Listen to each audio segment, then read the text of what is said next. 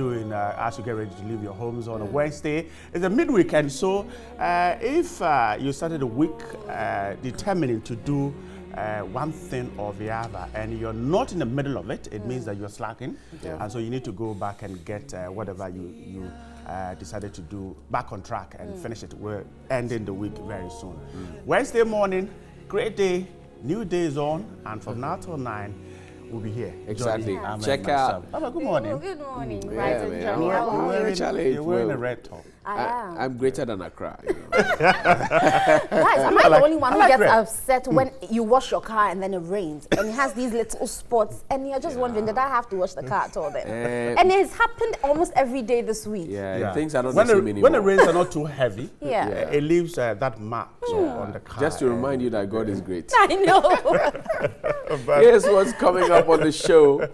But it's good because it gets the guys some money. Yes, Yeah, yes, you the guy at the bring washing it. bay.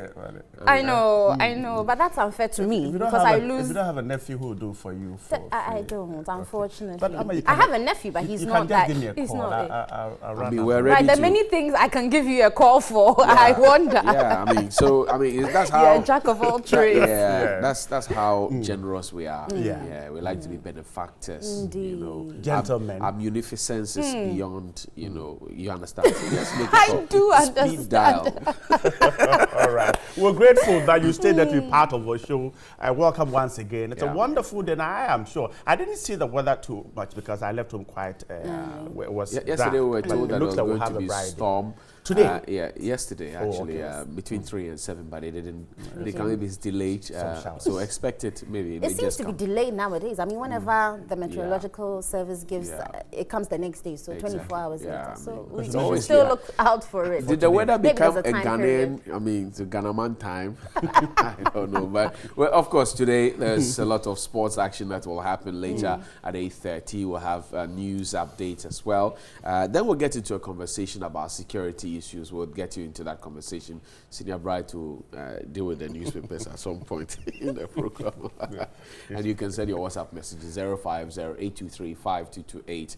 That's 050-823-5228. Speaking of which, I'd like to say a happy birthday to T.J. Oatman and also to you, Mrs. Robert Khan.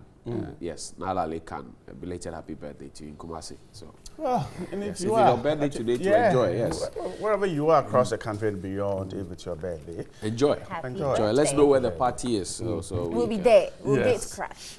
Anyway, so to the headlines on Daily Graphic. It's a packed one there. First, in the corner, we have established fiscal council to protect the public purse. Then AMA again rolls out plans to make Accra the cleanest city. In the corner, we have Aisha 1, the famous Aisha, and 4 other Chinese caged at Nsawam prison. The big caption story is the horror in Takrady as gas explosion leaves over 100 injured. Very terrible and disturbing story there. We hear some tanker exploded and quite a number of people were severely injured and one is in critical condition. Our hearts go out to them. We pray that they all survive, and the story is told that when we speak about these things, action should be taken. It shouldn't just be something we talk about over and over again, but it leaves about 100 people maimed for life. It's very I thought that after disturbing. the trade fair incident and many others would have put in place some more measures to solve these problems, because obviously, I mean, there must have been a technical glitch there. And we could have prevented it from happening. But I must say, thumbs up to the Ghana Fire Service. They got a call at 7:29. They got at 7:32, and they were able to save adjoining fire station, gas station. And so we must give them some credit when they do something that's right. Point is, the fire service gets to the fire scene to quench the fire, not to get killed themselves. Yes. So, I heard some of them got injured. yes, They yes. also were injured. And that's because when they get to the place, and I will say this every time, people push them, but they know their job.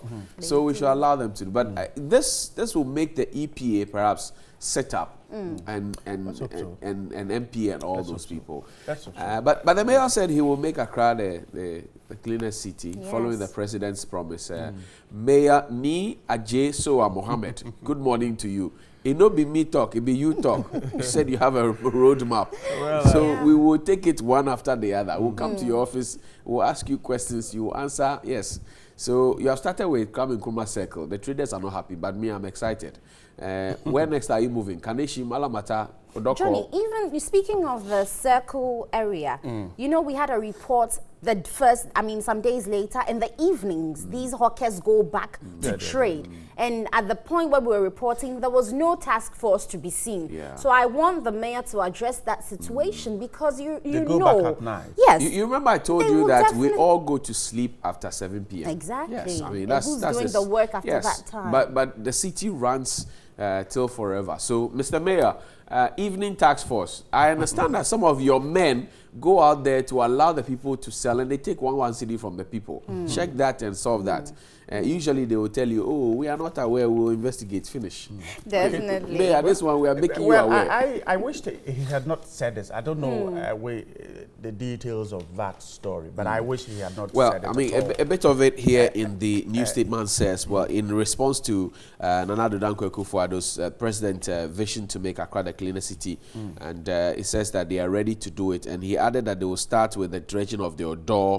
They will look at issues of open defecation, littering of the streets and public places, and dignified garbage, and most importantly, says a change of the mind of the people. That is what is a key ingredient in this matter. And that can be done in 4 years. Well, Change people's attitudes in 4 years. if you take So I don't know, but so the key thing is that these things, I don't know which of the points that Johnny raised that I haven't heard before. Stopping open defecation, Dredging of your door. drains. So I am saying that don't say it. Get these things done. When you are achieving results, call us to come and see. Because all this that Johnny had just said, Mr. Kuvandapoy said the same thing, and Ni Ajiri Blankson said the same thing. And I remember in the days of E.T. Mensah, he has said the same even thing. Nats Nunu Amate, He has you also said said the same so. thing. Don't say it. Get it done. When the results are coming, we will see. To the extent that even Mayor Van der Poel was awarded the best mayor in Africa. Yes, and all of that. but I mean, let's add to that story. They say concerning the dumping of garbage at unapproved sites, Mr. Sowa gave out new WhatsApp hotline numbers for the public to report and send photographic evidence to AMA, adding that offenders will be dealt with drastically. So the numbers, I think, are important to put out, is 02024644444, 02024644444. So I dump rubbish there. Somebody takes a photo of the rubbish.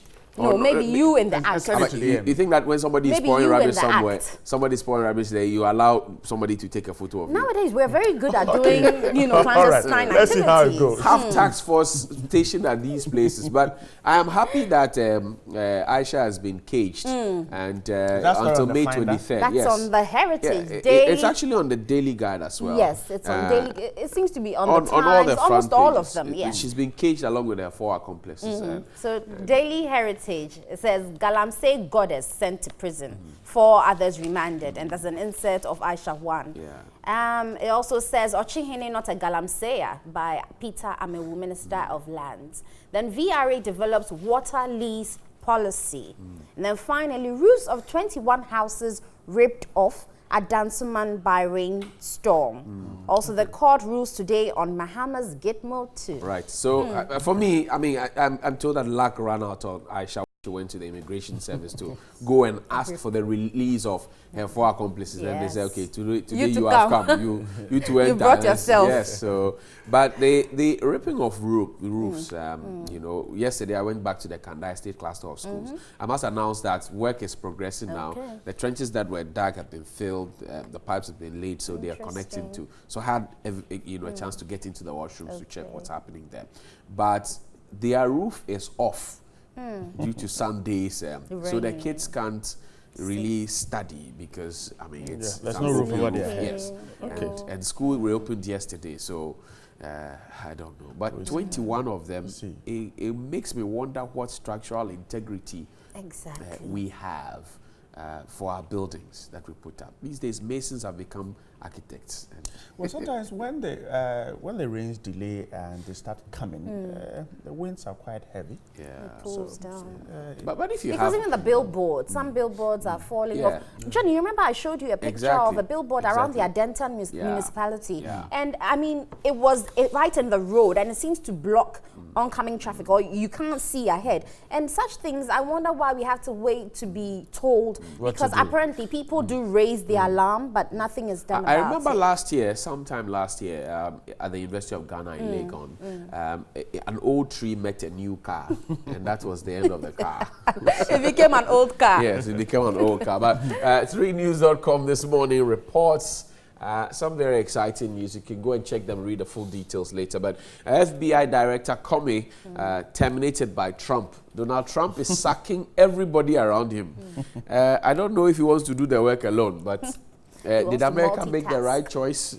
I don't know. Plans to split Savannah Ecological Zone, ecological zone finalized, but expert says it will retard development. This is the largest size we can get. And, it says popular pastor stabbed to death in road rage incident. That's sad there.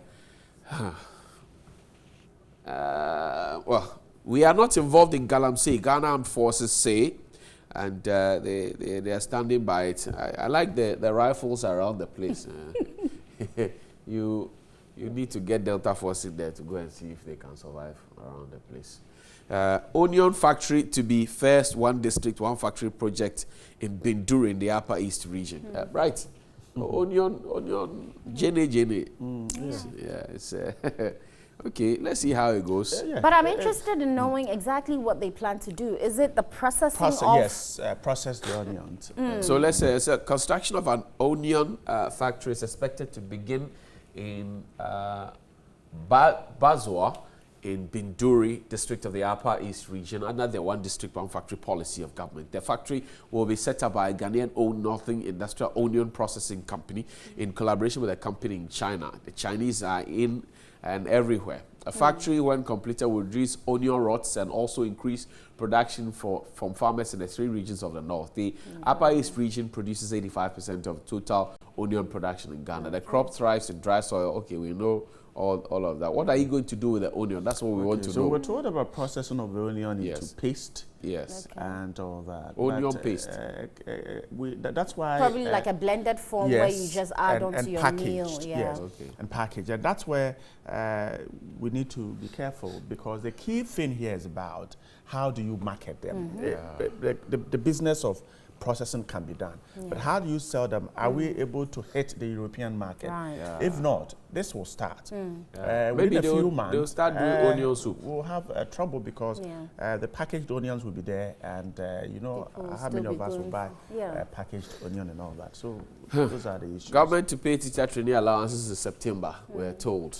And maybe finally, Zuma appeals for help to find kidnapped Ghanaian UNICEF worker.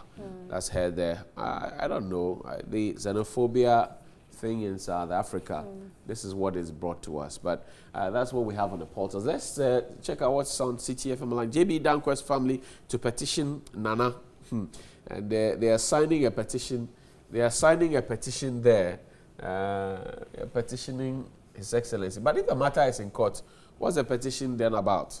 Really, ahead of May 16 impaneling of a jury in the JB Dankwa murder trial, the family of the late Member of Parliament for Boakwa North wants the state to reopen investigation into the murder of the MP. Anyway, okay. So let's see where the petition will get to. Yes, we don't know why they are asking for it, but Johnny, but you know, when people are grieving, I mean, we tend to handle it so different Johnny, ways. So I think you're asking a few questions. Yes, okay. So the Breakthrough family at Old Tafo in the Eastern region mounted a huge banner with a picture of the late legislator at the forecourt of the Breakthrough Palace seeking for well-wishers to append their signatures on the banner. The banner with the inscription, "We want to know who killed the late Member of Parliament," comes in a week after the same family organized a press conference on the latest development in the trial of the suspects involved in the murder of the late MP. So from that banner you see there, the family seem to suggest that perhaps the person who's standing trial isn't the architect of a whole thing. But how, the question is, how did they know? Yeah, that's the point. They want to know who really is. How did they know? Well, Ghana police say they are doing their work, and up to now, anyway, we don't know who killed Fenekotri. Yes. Okay. Yes. All right. Yes. We don't know who killed many people in Ghana. Yes, Peter Kojo Kenyesu, Roger Comson in Central Region. There's a tall list. We don't know who killed them. And the police is not telling us anything. Sometimes you go there and you find that the doctors are nowhere to be found.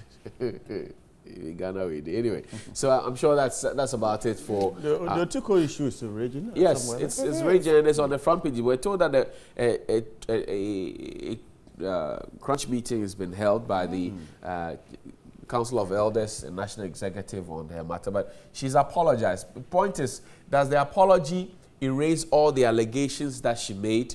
Because these are very damaging allegations. Yeah. If you say that someone is taking goats, sheep to aid somebody's appointment, which is an act of corruption. Exactly, it's treating, as far as our laws are concerned, it's treating, and it's an offense. So, what exactly? If you apologize, if I say, "Oh, Ahmed's face is like this thing," and then I apologize, that ends it. I'll forgive you. You forgive me. I will. Okay. I'll say it on radio.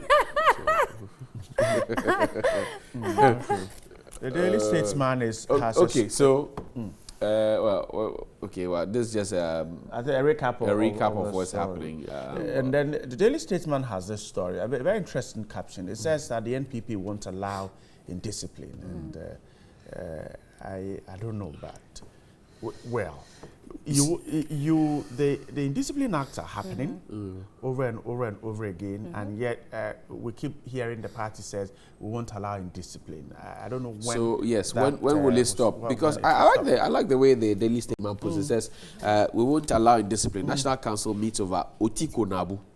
Yeah. And the discipline keeps. And you know that in Ghana, Nabu means mouth. Yes. So the way you're saying it. Oh, but it's hyphenated, so it's one Otiko Nabu, Otiko's mouth. So, here's what's coming up on the show today on New Day. Enjoy some more action.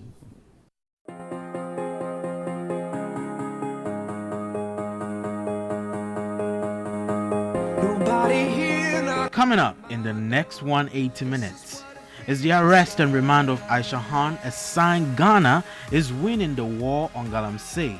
We find out more about the controversial Chinese woman involved in Galamsey and at the center of the alleged sexual video recordings that implicate some powerful power brokers in the security services and politicians. The National Democratic Congress is barely 5 months into its new life as the largest opposition party, but it seems all eager and enthused about the next elections, which is some 43 months away. But what does the public think of names coming up as interested in leading the party come 2020? Daily Rant has more. And the latest sports and entertainment are up on the menu to be served this morning. Your comments are welcome on our social media pages and WhatsApp. It's New Day. Wake up and feel the sunshine. And you know that you cannot miss the steering yarn is here. What's up? Is that a gunshot? I'm not too sure about a gunshot, but it's just like some hip hop thing. Anyway, good morning. Good morning. Good morning, guys. And yes, in sports at 8 a.m. You know, when I'm here around this time, I'm here to let you know all the highlights in the world of sports this morning as we prepare to bring you all the full details at 8 a.m. So we are going to be bringing you some news on Suali Muntari. I think that issue has been dragging. But yes, now FIFA has stepped into it. The president of it, Gianni Infantino, says he's going to be speaking to the man and he is going to make sure that racism in Italian football is swept off. Is that even possible? But he says, yes, he can do that. And he says the racists are, in quotes, idiots. Anyway, so we'll move away from that. We'll bring you some other news. Locally, Kumasi Asante Kotoko, they have been struggling for some weeks now. And it looks as if the management now know what to do.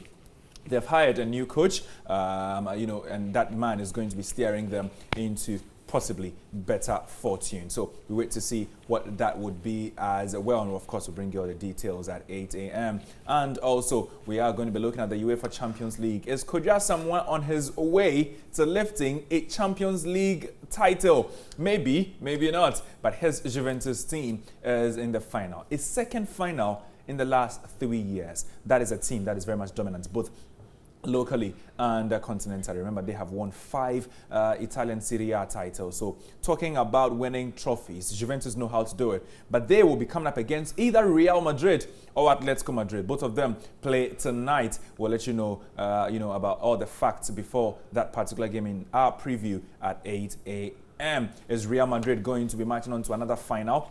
Remember, they were in there last season, won it under Zinedine Zidane. They could be the first team to actually win the UEFA Champions League back-to-back in the modern era. Maybe they are going to be doing so. They've done it before in the ancient era. Maybe the new era, Real Madrid are still going to be setting the example for every other side to follow. We'll bring you all the details to that. And of course, we'll let you know, some issues on the in the world of tennis and of course the NBA as well. So 8 a.m. is definitely going to be packed with sports action. Between 10 to 15 minutes, you definitely will be promised some very, very, very, very goodies in the world of sports. Charlie, you're a big man. You're a big man. You sure? You're a big man. I mean, it's sorted. You're a big man. Just standing there watching you, Charlie. This hype is suspicious. No, you're a big man. You're a big man. You know, Hazard Gotogo doesn't have a match today. Chelsea and Man U doesn't have a match today as well. So yeah, so we are friends. So we are friends now. Okay. All right. Anyway, guys. Yeah. All right, very good. Have a nice day. We'll take a break at this point. When we return, there's some more action here on New Day. Enjoy it.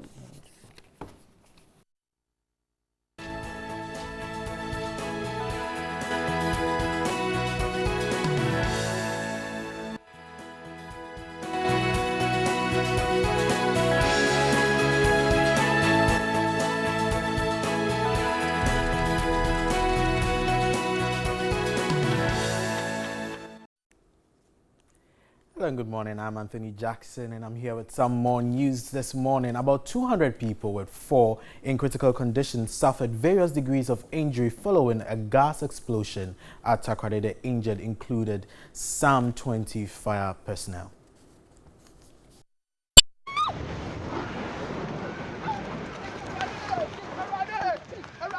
The disaster reportedly occurred in the premises of the Ghana Household Utility Company near the Takoradi Technical University traffic lights. According to the reports, a gas tanker discharging gas into industrial cylinders used to melt aluminium in the factory suddenly caught fire and exploded. The devastating fire spread rapidly into adjoining facilities and caused injuries to a number of people, including firefighters. A check with the Fiankwanta Hospital revealed about 80 persons were rushed to the facility with various degrees of injuries. 20 of them were treated and discharged, with about 60 still on admission. One of the victims was said to be in critical condition and had to be referred to the Cape Coast Regional Hospital. The Takoradi Government Hospital received about 40 persons, while 20 firefighters were sent to the Ghana Port and Harbours Authority Hospital. 4 of the firemen were reported to have suffered severe burns. The fire service is yet to come out with the cause of the explosion.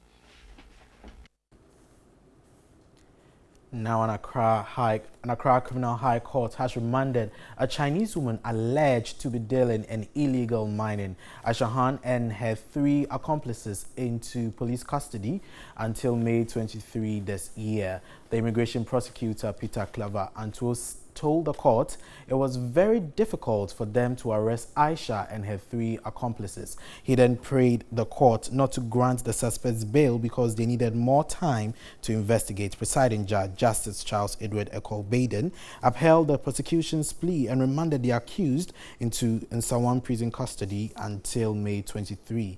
Aisha was arrested when she went to the Ghana Immigration Regional Office to plead for the release of 4 Chinese illegal miners. Aisha is perceived untouchable because of claims that she has secret sexual videotapes of some power brokers in the security services and politicians.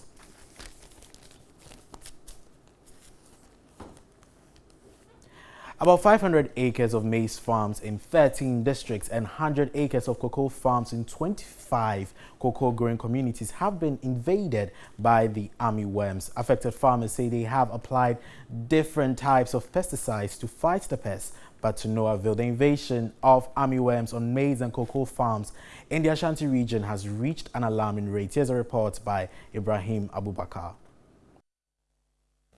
The devastation by pests has been severe this year. In the Ashanti region alone, over 600 acres of maize and cocoa farms have been invaded by armyworms, destroying millions of cedis worth of farm investments. 38-year-old Adam Issa has been in maize farming for over 20 years. His 10-acre maize farm was razed to ground zero by armyworms in January this year. 2 days after TV3 reported on his farm, agricultural officers in the Atrimampunya district prescribed the right pesticides for him to fight the worms, but they are back again. Adam has welcomed government's decision to fight the pest. The farmer expects affected farmers like him to benefit from the mass spraying exercise to avert further loss of investment.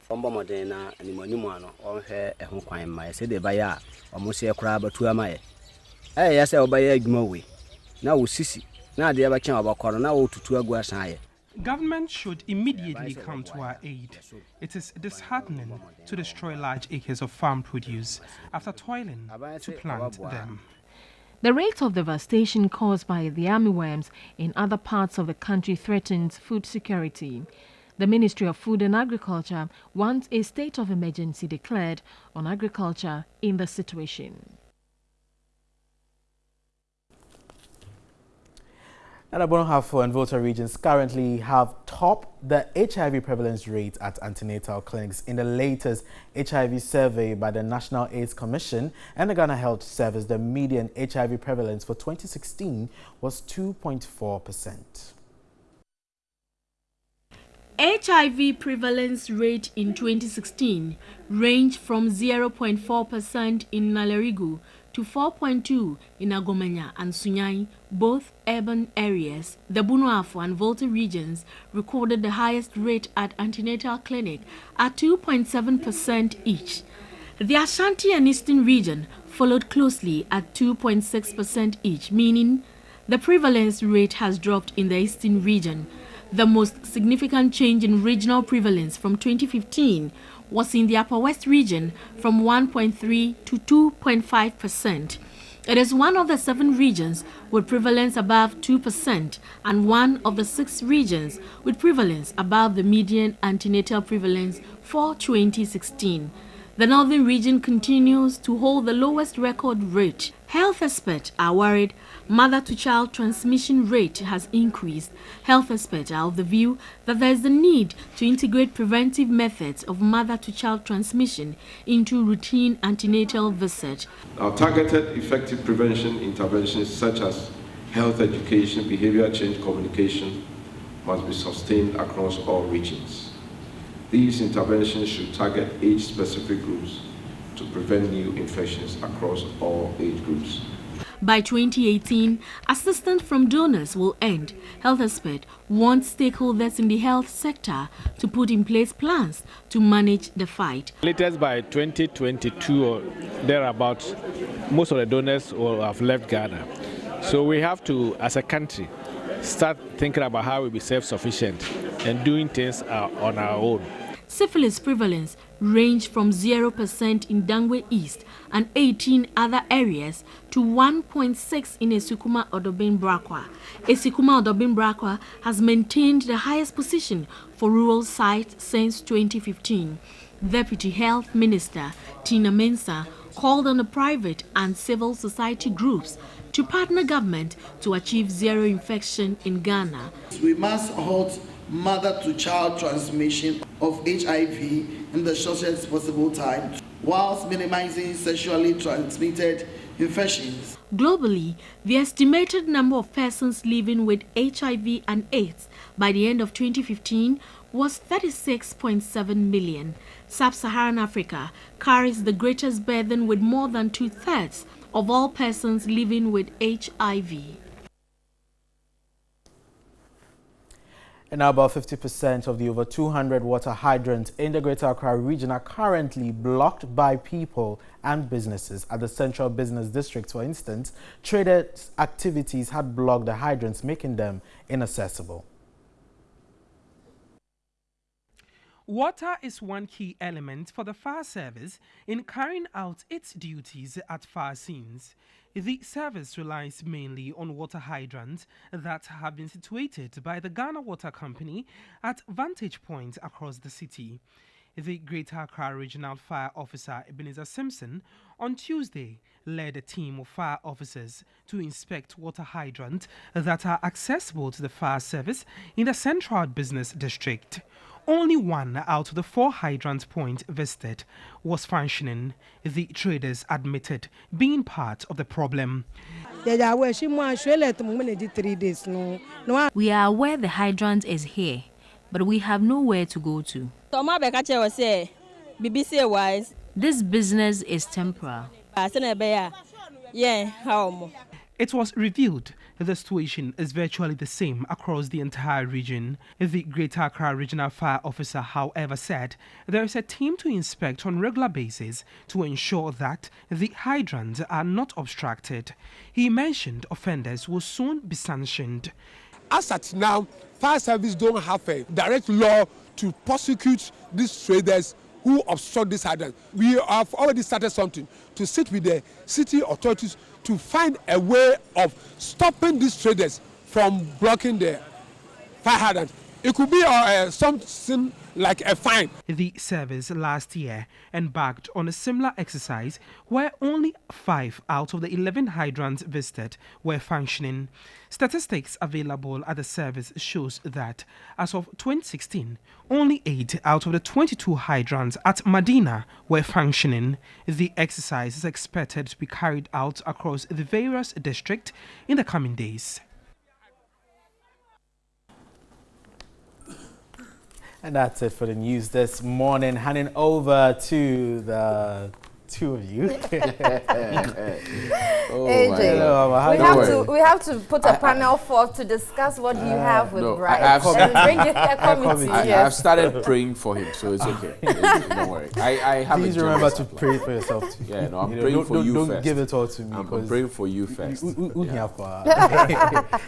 I'll see you guys later. Have a good day. Okay, so WhatsApp says what? Okay, let's check out. It says from Honorable Odroma for Joseph at Besoro in Kumewu, the MPP government and His Excellency President Akufo-Addo are not ready to govern this country. In the midst of several problems confronting the Republic, the MPP has chosen to fight among themselves and has neglected the problems of Ghana.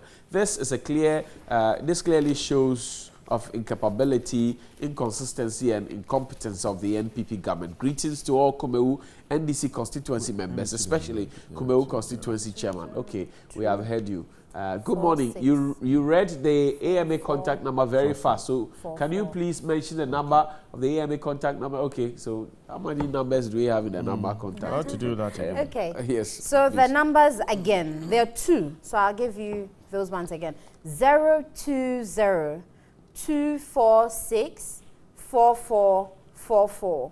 Again, 020 246 4444. Then the second one is 020 246 4411. So I think the numbers that change are the last 2. Yeah. For the first is 44 and for the second it's 11. All right, so I'm sure you got it there. If that were your index number, you would have gotten it. Thanks to the fire service for the great work done. New Day, the best morning show ever from Browser in Jessica. Thank you, Browser. And good morning to all. I thank God for giving us a wonderful day. Indeed, He is raising us up from David in Ponkatama. So, David, how be? In fact, TV3, you are too much. Keep it up. From Mbawini Jonas at Gari in Upper East. Mr. Johnny, why do you always say you are greater than Accra? Bonsuri Gariba Joseph inside Wild West. Well, it's for spiritual and security reasons. Please, the incident of Galamsey is still on course in Upper Dentra West in the central region. Really? So, Mr. Peter Mel, good morning to you. Good morning to all TV3 workers. Tell the politicians to stop the blame game and the grammar. work to improve our lives. Many people are suffering in Ghana from Paul Atimbisa. And I remember particularly during the campaign period, the MPP's campaign says fishermen are suffering, farmers are suffering, women are suffering, men are suffering, everybody. So the people are telling you that people are suffering. Well, but that's DJ Stove. So DJ Switch is giving a lot of people ideas, and obviously this man has some talent that we must explore. And speaking of which, I want to say good morning to my folks at Connect FM, MG Radio in Takrady. I hear there's a big fat party awaiting DJ Switch when she comes back. And Bugri Nabu and Otiko Jaba didn't respect themselves as elders who were trained by great Ghanaian parents. They should have been sacked from their positions. Papa Maji and Asim Pisi assistant, that one. So those are your views there. Let's rant now. And Nana, what are we ranting about?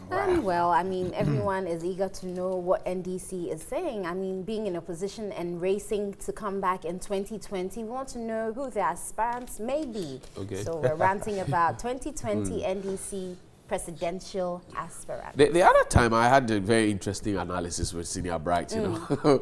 Very interesting analysis. I mean, who won't tell you that? So let's listen to what the people have to say out first.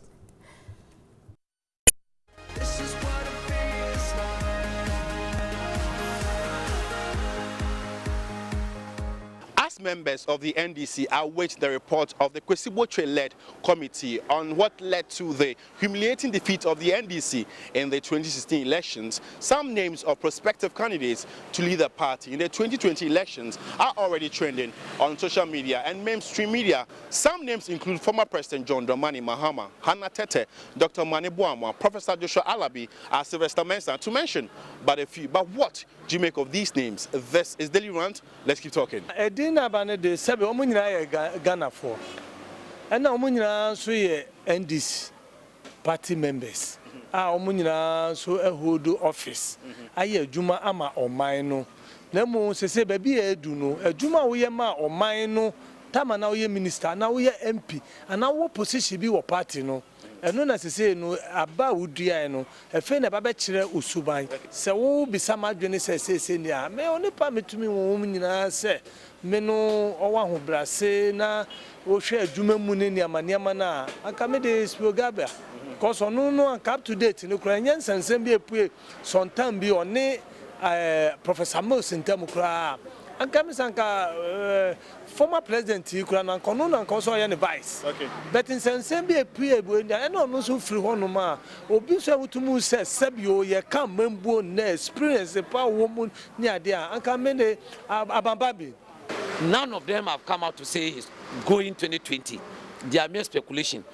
And I can tell you, even though all of them deserve to lead this country, but as I speak to you now, none of them have come out to say he's contesting for 2020. I don't bear with you. If you said none of them has come out to say they are contesting for 2020, it's not true. I don't bear with you. Because let me finish talking. Already, Abangbagbe came out to say yes. He wants to. Before, he said it, now he even said it that he will contest. Alban Bagbin has never had any press conference to come out and say he's contesting 2020. I heard his aide saying that when the time comes, they will decide. But as I speak to you, he hasn't said anything about 2020. He will contest. You can be with your wife in one room, but you doesn't know what it is your mind, or your wife mind. So what you are saying that it's a speculation, I don't side with you. The NDC lost election in 2016. This is the time we are going around in making reorganizations, doing reorganization. And for that matter, none of them, even though they know the problems at hand, has come out to say he's contesting for 2020. I am of the opinion that we should still wait until the party comes out with its regulations. So let me chip it. Do you think, sir, names now about say almost understanding? And can forget report now? Report now, bet chance, sir. When I'm Lucian, yeah, concentrate on the moment. Yeah, train BBR. Share, you see, Aquania 2, Aquania or him fear, a tough former in fear. A dish Bia was said there, operate, and see Aquanian at all. Yanfa former president in Tunchain. Omo Moban, almost so mobile, and to be a unity ever. And to say a drew hona. na say ye to na de obenya na otimi fa akonwa no ena din ni so bi puepue ba say enya so obi si Abagbabe he comes out to say he will contest. And I'm telling you that party member, there's senior member for that matter. Yes, there's a committee that is going around. Let's wait for the report of the committee. The committee no man one more report we are. Even as at now, there's nobody. They haven't opened nominations. We are not even yet. But I know Professor Labi is standing. Well, as I speak to you now, he hasn't come out to confirm. So how can I come out as a party man to say Joshua Labi is contesting? He hasn't come out. So let's. At least he's shown interest. My brother, I did when he's soon, and I did call Dayemu. The one when he's soon, and I did call Dayemu. Even there was a time I heard Haruna Idrusu. Now, one of the program, they were interviewing him, and I heard the host was asking about his opinion. And from the way and manner, the body language makes me think that. Now, body language, yes, the body language, because the way and manner the man answer, then you could see from the man far away that he is also interested. I watched the program. The question posed to him was either he has interest, and he said, "Look, destiny will tell." But he hasn't come out to say he's contesting. And I know for Haruna, he hasn't said anything as to contest. Chairman, don't you think you are massaging the thing? No, I am not massaging. I am an insider, and I'm telling you, if there's any information to that, I will know, because I attend meetings, I go to meetings, and I know even if any of them is contesting, being the chairman of a constituency, I also is Nima for that matter precisely. I will know. So far as we are Ghanaians and we all listen to radio, newspapers, we are also concerned. Whenever, whatever name that will come out, we are going to do an issue. It's true. We all know they are Ghanaians and they are the party members. They are not coming out from anywhere to come and say. They are not foreigners. Yes, to come and say they are coming. It is too early to come out and say you are contesting. I want my honorable man to understand that.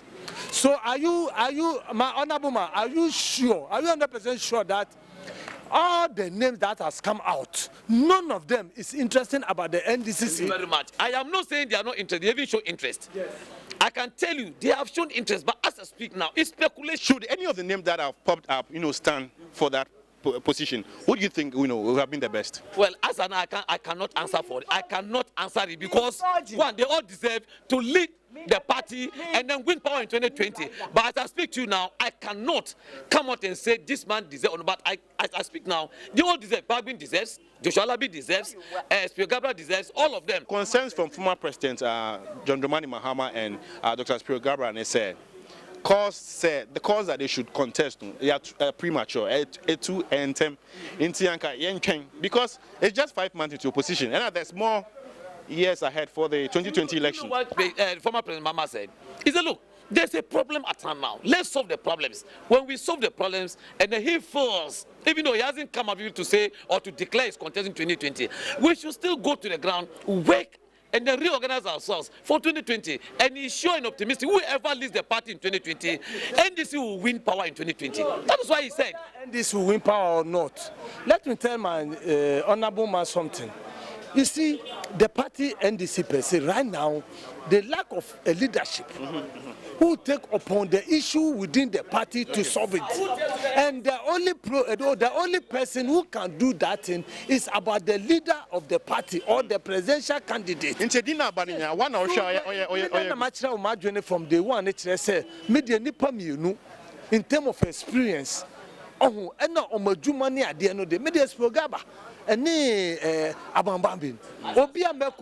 want former president to come back. Oh, the former president there, I don't want him to come back again at all. Saying we are in the mood of reorganization, so allow us to do our reorganization. After that, whoever comes out or leaves the party in 2020, we are all going to rally behind the person and then win power in 2020. So, but if you are saying this, that the names are coming early, I don't bear with you. The names should come early.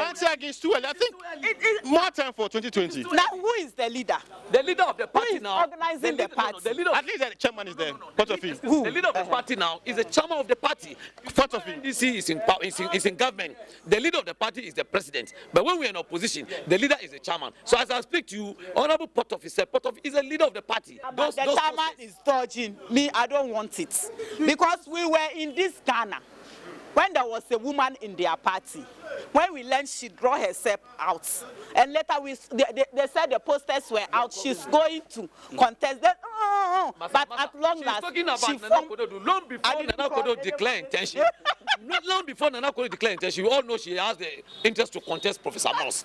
But we know very well at that time she cannot even beat Professor Moss.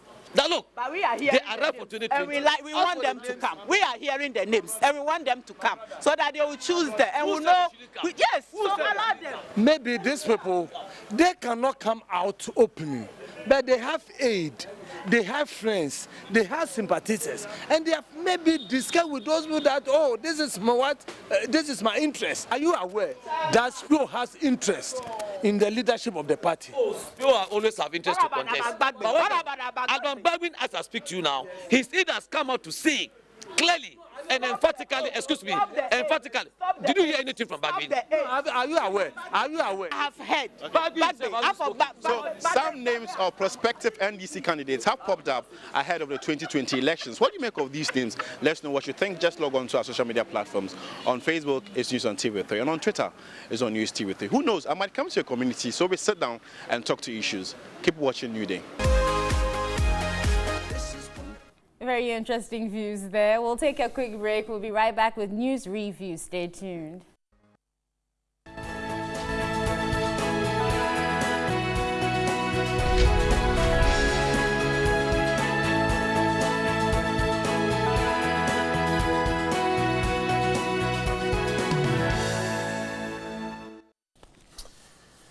Welcome back. The BNFT Stars this morning says, don't force huge capitalization on banks. Nyakopon says so. And coupon rates should tell whether $2 billion bond was right. World Bank representative says so. And the Daily Graphic says, established fiscal council to protect public purse. AMA rolls out plans to make Accra cleaner city. Aisha Huang, 4 others caged at Nsawam prison, and Harrow in Takoradi as gas explosion leaves over 100 injured. The Daily Guide says 122 injured in gas explosion in Takoradi. MPP holds crunch meeting over Bugri Otiko. AMA cleans Accra. Galamsey Queen caged. The Ghanaian Times says Takoradi explosion, 6 personnel, 85 others injured. Irate youth police clash in Tema. Gitmo 2 judgment today. And maybe finally on the Today newspaper, it says probe PSMDU threats at Tema shipyard now. Hundreds injured in Takoradi gas explosion. Indub donates to Catholic institutions. And Galamsey goddess sent to prison. 4 others remanded. Roofs of 21 houses ripped off. Interesting headlines you have there. But instructively, Mr. John Peter Mewu says the Ochehene is not into Galamsey. My guest this morning, for Far Right, Samuel Atamensa, is the CEO of CTFM, Accra-based radio station. Chief, good morning. Good morning, welcome. boss. How are you, Chief? Very well, thank you. Hannah Akwa is the CEO of TKC Africa. Hi, good morning. Good morning, John. How are you? And Ricky Kasise Pepera is the founder of Youth Enterprise Development Network. Chief, good morning. Good morning. Sweet, man. When I grow up, I want to be like you. So let's start off the conversation. Yesterday, there was fire in Takoradi and gas explosion. Many have applauded the fire service for the quick nature in which they went there to quench the fire and to save the adjoining structures, a gas station and a fuel station.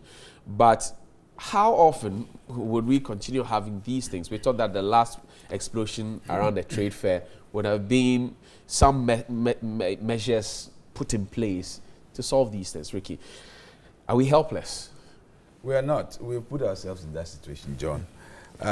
Every other day we hear reports that somebody is setting up a fuel dump or fuel station in a residential area. And nobody seems to be worried about it. We have plans.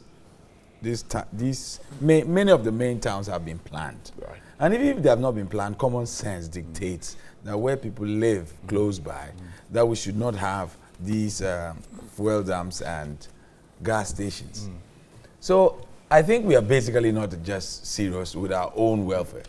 That's all that. The last time I spoke with Yaro Kasamata, sorry not to cut you, but at the time he was PRO of the NPA, he said that it is not where you site the fuel station, it's about how you maintain it and whatever. So That's- he said that's- in a densely populated area, you can still have a fuel My station. brother, let me use this word. That's grammar. Okay. That's serious grammar. We are in Ghana. We are celebrated for our lack of maintenance, proper maintenance culture. We are very notorious for that. I mean, so all this English about it does not matter where you cited it. Look, recklessness is accidents are part of everyday life. You know, people generally cannot be relied upon to behave properly. If this is not, I mean, even in the advanced countries, I mean, those of you who have been there, I'm sure you can confirm that these things are not just cited haphazardly. Right. I used to live in a suburb in Kumasi called Sipetimpom, and it's a glorified Zongo. And this gentleman arrives and buys a plot which apparently had been bought by somebody else, and he constructs a fuel station. Directly opposite is a school, and directly in front of that school is a cocoa cellar with the adjoining Kose and Masa producers. All we need is Hamatan time, a little wind, and that place becomes ground zero, disaster. So Kasambata should come again. We know, we can speak this English. We are saying that, is this English that's killing all these people? Every day, you know. So once again, we have to do something about it. I would, if I had my way, we would even discuss this, because I don't know where exactly this information is going to get to. The people that are supposed to do it are not doing it well. Look at what happened, the unfortunate incident at Coconut Grove. Right. Look at that place, it's congested. Who is supposed to have allowed for thoroughfare? Who is supposed to have allowed for you know? They have a fire certificate. Of course. If we start a proper discussion of this, we are going to go all the way back to whether certain material was approved for use, for construction. If you get there, the immigration main entry is seldom used except by the big wigs. Right. So everybody has to come to the other side. Exactly. So there's a congestion between the immigration second entry and the entry into Coconut Grove. Right. And on the opposite side, I was so prayerful that day. On the opposite side is a car park. Right. And invariably, somehow, people park their cars there overnight. And I have a very good friend living close by. So I was like, all it needs is a little bit of wind, and that car park becomes another big ball. Yeah. And we just need to do something about these things. But again, ours is to raise the concerns and the policymakers to do something about it. Hannah, yesterday, what we saw in Takoradi, people were getting to the fire to take shots, videos for social media. and this is a gas explosion. Where did we get this sense of being inquisitive from? Overly inquisitive, I must say. Well, it's the modern day smartphones. At the peril of our lives? Honestly, I wonder, I think there were young people, I'm sure, who are doing it, because everyone wants to be the first to have news put out there, share with their friends, let the whole world know what's going on. Some places, they actually get paid if you have good content. Right. You know, it's all about getting content. So unfortunately, that's it's not wise, because obviously in the process of getting content, whether you're live streaming on Facebook, you could be killed in the process. They might call you a martyr, but it's not really a wise way to go. It's not really a wise way to go. But unfortunately, this incident, I really second what you said, Keith. It's unfortunate. It's really, really unfortunate. We don't have a maintenance culture, and I think it starts from the jump. We, in all positions, whether you're in a school, apartment, anything, people need to understand their own facility and what is made up of that facility and what makes it tick. You know, what can stop fires from happening? How do we train our staff to evacuate when fires happen? It's just so unfortunate. Right. This clearly, I mean, and I'm worried about regulations as well. That's a good point. I'm really, really worried about regulations. I mean, what are your thoughts about regulation? Like regulations into like maintenance structure, exactly, or just fire? Exactly. Just fire? Well, again, it's when we were here, maybe about a month ago, talking about the Coconut Grove. We went in detail. I remember it was you went in detail about. Do you understand? Do you do? Can I call it fire tests? When I did work abroad, sometimes every other or every Thursday, and they happen to choose Thursday. I don't know why. They did a fire test where the alarms would go. It's a drill, sorry, a fire drill. The alarms would go out, and we had to use the evacuation stairs because you couldn't use the elevator, and people just had to know how to come out and outside where to stand. Sometimes I thought it was so tedious, but you know what? If a fire did happen, I could close my eyes. I even knew the steps to count to get to the stairs, how many stairs to run down and out. So sometimes practice makes perfect.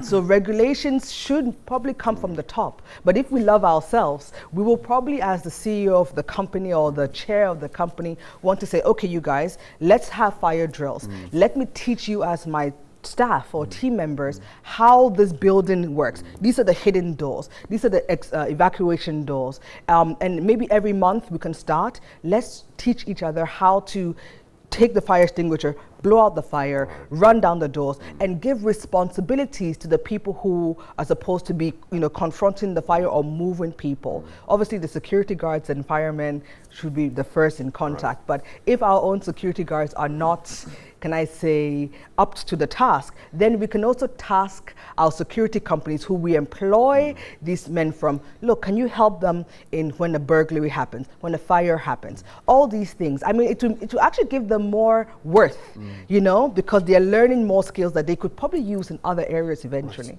Samens, around this table, we agree that all is not well. We've been talking about it. The last time we had a conversation, you spoke, heavily and made some proposals. You think that the proposals just went away like that and have not yielded anything because it's happening over and over again? Well, it didn't just start today. It's been like this for years. And I'm not so sure whether it's going to end today. I mean, as Ricky said, accidents are accidents and they do happen. How we manage them will show the difference. Again, we are getting into lifestyles that mimic the Western world to a large extent. We are getting into heavy industries and now oil and gas industries. And the world over, how they treat their oil and gas industries shouldn't be different from how we treat ours in terms of the safety approaches to maintaining these industries.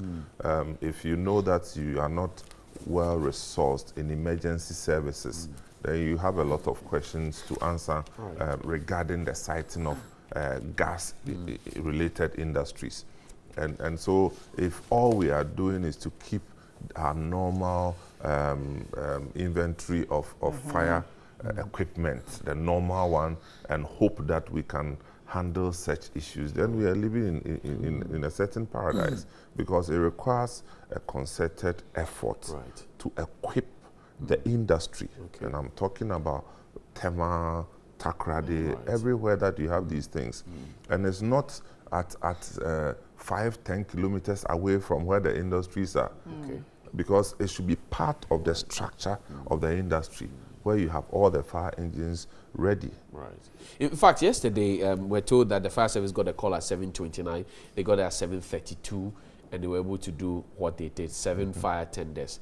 But obviously, you raise a very instructive point. And then it comes back to the point where the fire service says they are not properly resourced. And so in some of these instances, they will do their best, but lives will be lost, property will be destroyed. So for me, it's about the structure of their resourcing.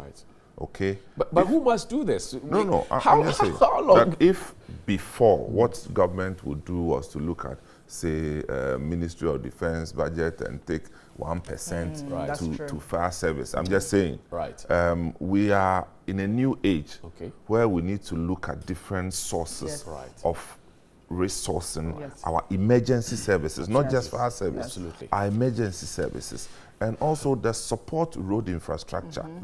Because what's the point in having an emergency vehicle that has to struggle through a certain kind of traffic without regulation? I mean, elsewhere, the moment you hear fire service, you have place to park. Here, you'll be struggling with the fire engine.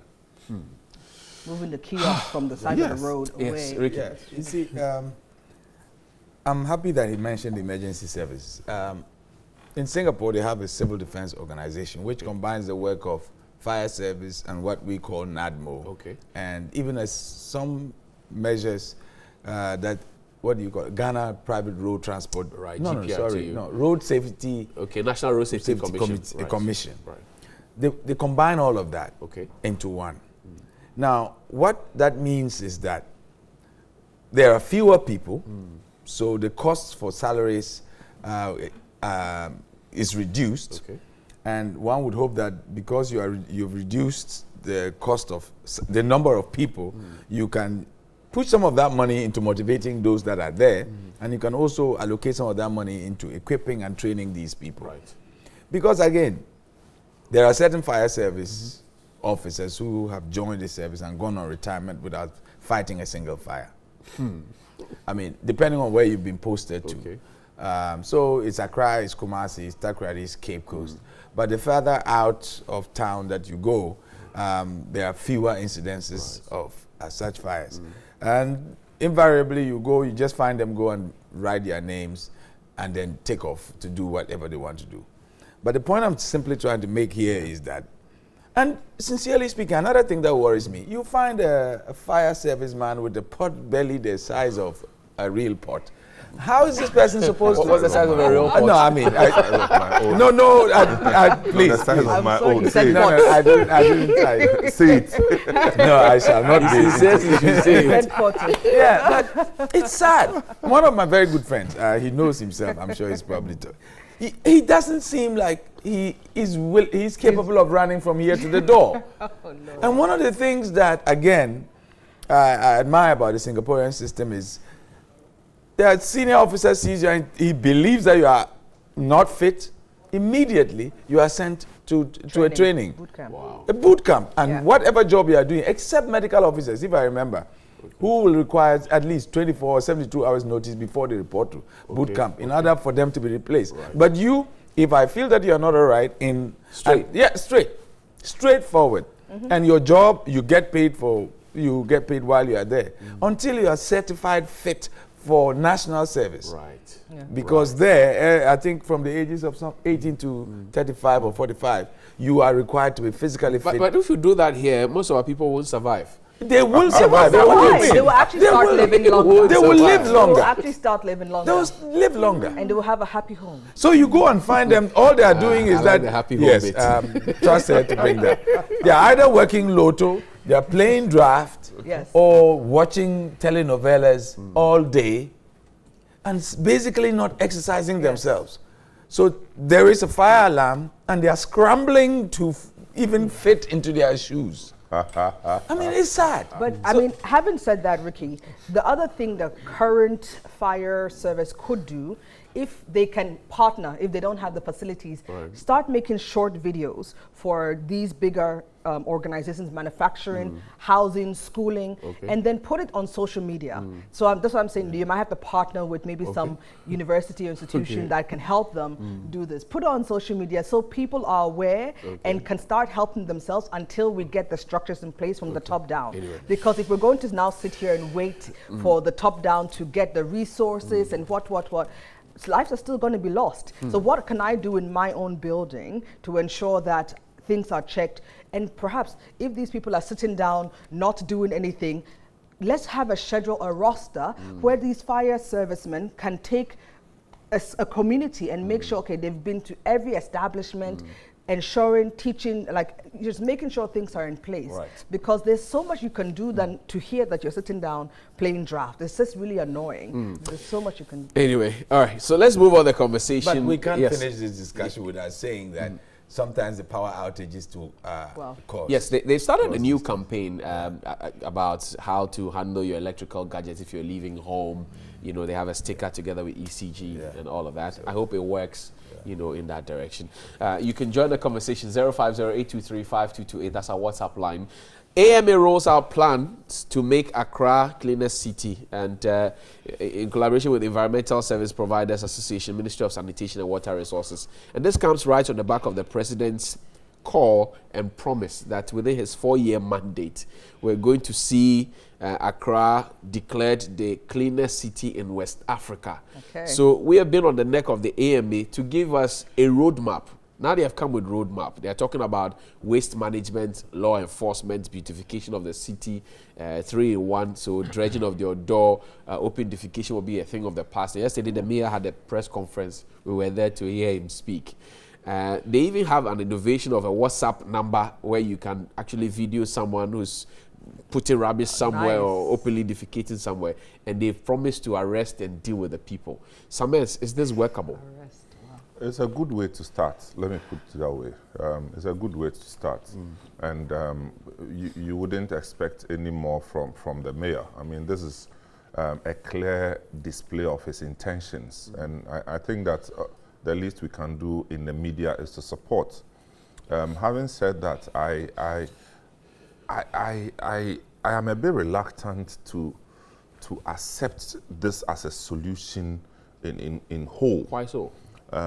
Because you see, our issues go beyond the misconduct itself. There is an attitudinal issue which we never solve. Right. And so for a drive of this nature, I would expect that the NCC or organizations like that should have a role to play of continuously educating the public. In fact, the mayor mentioned attitudinal change, but he didn't tell us how we're well, I going mean, to do that's that. the point I'm making, that how are we going to approach that? And it is more intersectorial and cross-functional in approach, because the mayor alone cannot change people's attitudes. And there are ministries and government institutions that all have a stake. Can attitudes be changed in 4 years? Attitudes can be changed even in 1 day. Yes, if depends on you. Yeah. But that's why they are attitudes. Attitudes are built into cultures. If they are repeated over a long time, they become cultures. If they are passed on from one generation to another, it becomes a tradition. So we have a tradition of filth. And pretending that you are solving the problem, the real problem will reveal itself when the rains come. And they're coming. You know, so that's very interesting. It's a good attempt, it's a good effort, but we should go beyond that and then bring in, like, look at this Galamsey issue. It started, say, from Peter Mewu and his ministry, and then other environment has joined in. You know, everybody is joining in. Now you hear Minerals Commission, you hear, and this is the kind of thing. Because if we are sitting down waiting for Mohammed Niaje and his AMA to solve our field problem, he is just a mayor, he's not a magician. Exactly. Hannah, so there's also the bit about law enforcement, the AMA bylaw 1995. I have raised questions about it, and I say, look, it is no longer effective because the things that they saw in 1995 have changed in 2017. But there was no mention of the bylaw. Now, if somebody, say, videos me throwing filth somewhere, and you take me in there and say, okay, 2 penalty units, at best it could be less than 100 Ghana cedis, and I'm off the hook. How deterrent is it? How can we rework this to make sure that the law is properly enforced and enforced for good? Well, definitely I would hope that they just don't arrest people and put them in jail. As you said, you can pay 100 Ghana cedis probably and get away. So I really hope that is really not the ultimate plan, because it loses its effectiveness, right? And then you're also targeting the bottom of the pyramid, who really don't have kind of like a hawkers and something, and they're kind of on the street. So it's a bit unfair. I think what I would do, or what I would suggest, is let's see how we can revise the laws to fit today's circumstance. As you said, it was written some time ago. But since we know the problem is, you know, having the means or the hands, if they don't have enough volunteers who can do this, if people defecate or do all the things that they claim they want to stop, instead of putting them in jail, put them to use. We need help. We need to clean Accra. We need to clean Ghana. And so divide the country up You know, so when you catch someone in, let's say, Greater Accra, you have regions in Greater Accra that can go and start cleaning. Because instead of them going to now pay staff, if you think people are going to be, you know, doing illegal acts, let's see how we change their mind by putting them to work. And by putting them to work, we're also solving a solution. We're going to clean that gutter, you know, move that trash. And I'm sure in time, sorry to say, people probably don't want to clean. But then they'll stop doing what got them in trouble to enable them to get this sort of punishment. Even though the punishment is still helping us as a nation, they wouldn't want to do it. You want to bring back Saleh from Mankwa days? No, I don't want to bring back. But I'm just trying to see how can we balance it? Because putting people in jail, our jails which are already, can I say, choked, is not helping. And I know in some foreign countries too, actually the prisoners are actually being put to work. Again, I don't agree with some of the things. So you don't subscribe to custodial sentences? Not necessarily. You want people to go and do time and clean. Yeah, so give them do community service. Exactly. So to be like, okay, you were caught doing something. Okay, tomorrow, whether it's in the morning, then the whole day he's used to clean. I mean, you can negotiate with him. Obviously, if he runs away, then that's another problem. But for example, if you catch him today and he has time, then say, okay, go and clean this. That is your quote-unquote punishment. And then you also then try and train them not to do it again.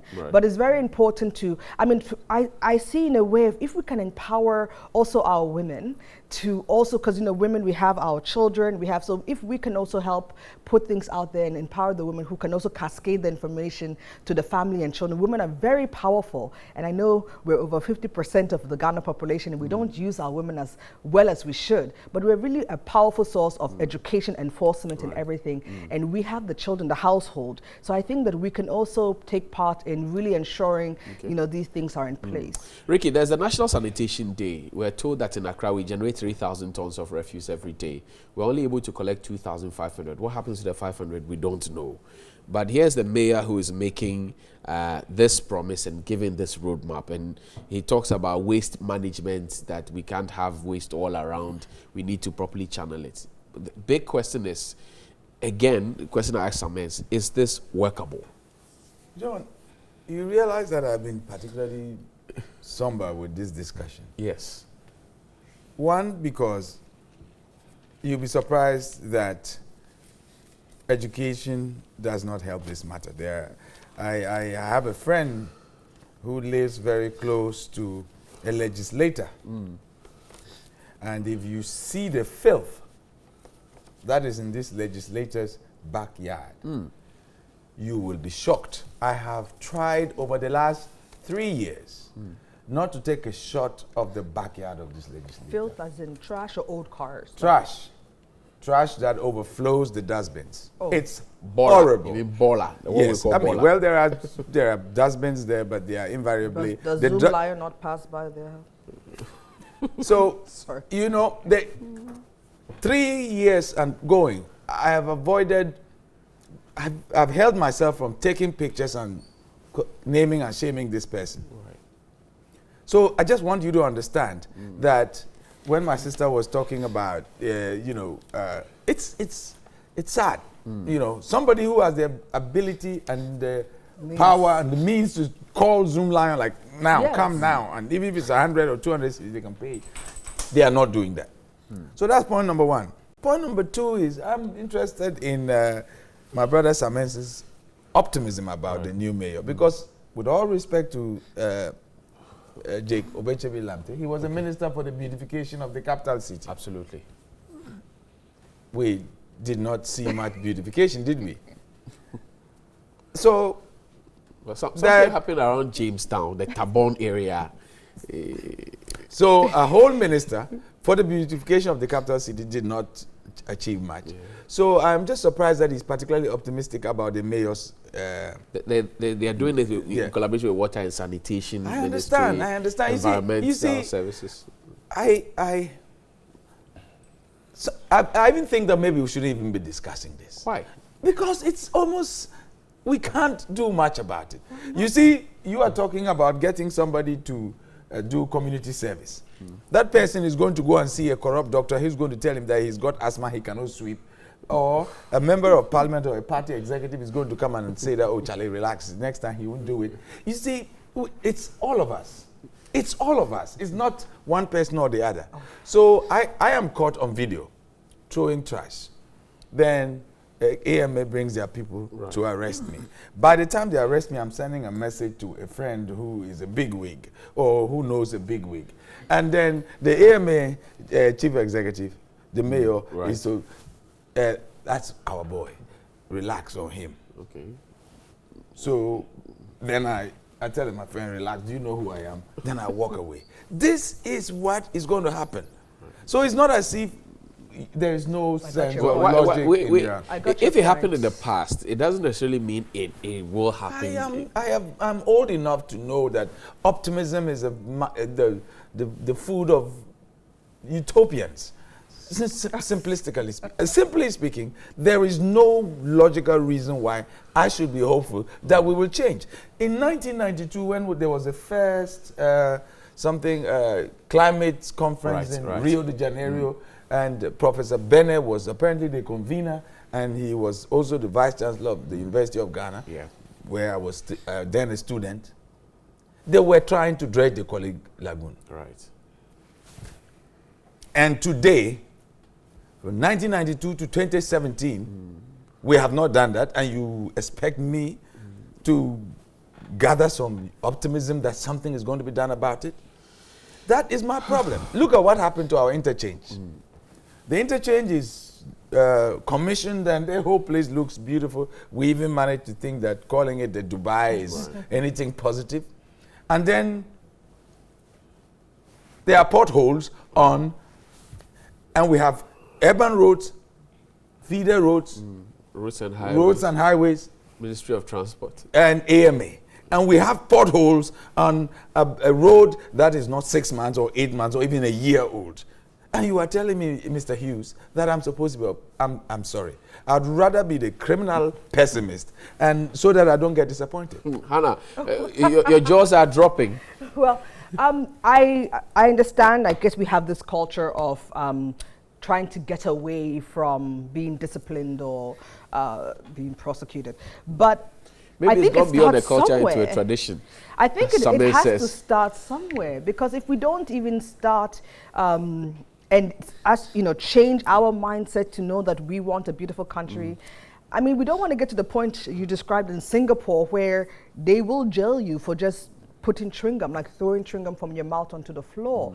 But look how beautiful Singapore is. And see how we all kind of go there, oh my God, it's so beautiful.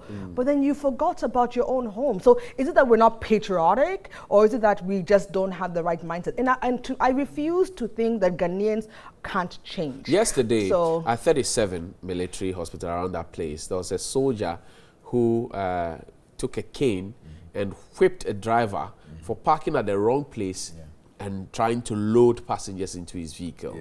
And it was actually a passenger in the vehicle who took the video and put it on social media, 11 or 12-minute video. And the soldier was instant justice. He whipped the guy.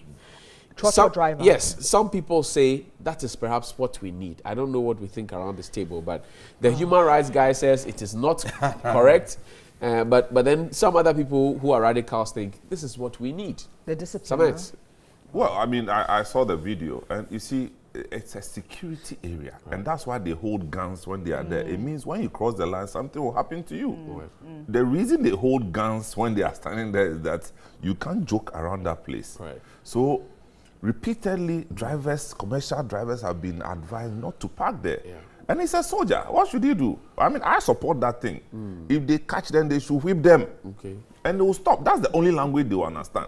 You mean the soldier should now process you for court and what? It's a waste of time. I mean, right in front of military installations, they go and park, and then when you dare advise them, they will insult you.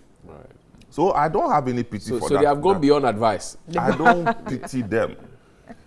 But I have a little issue on his my friend's position. Ricky's position. Okay. Ricky's position.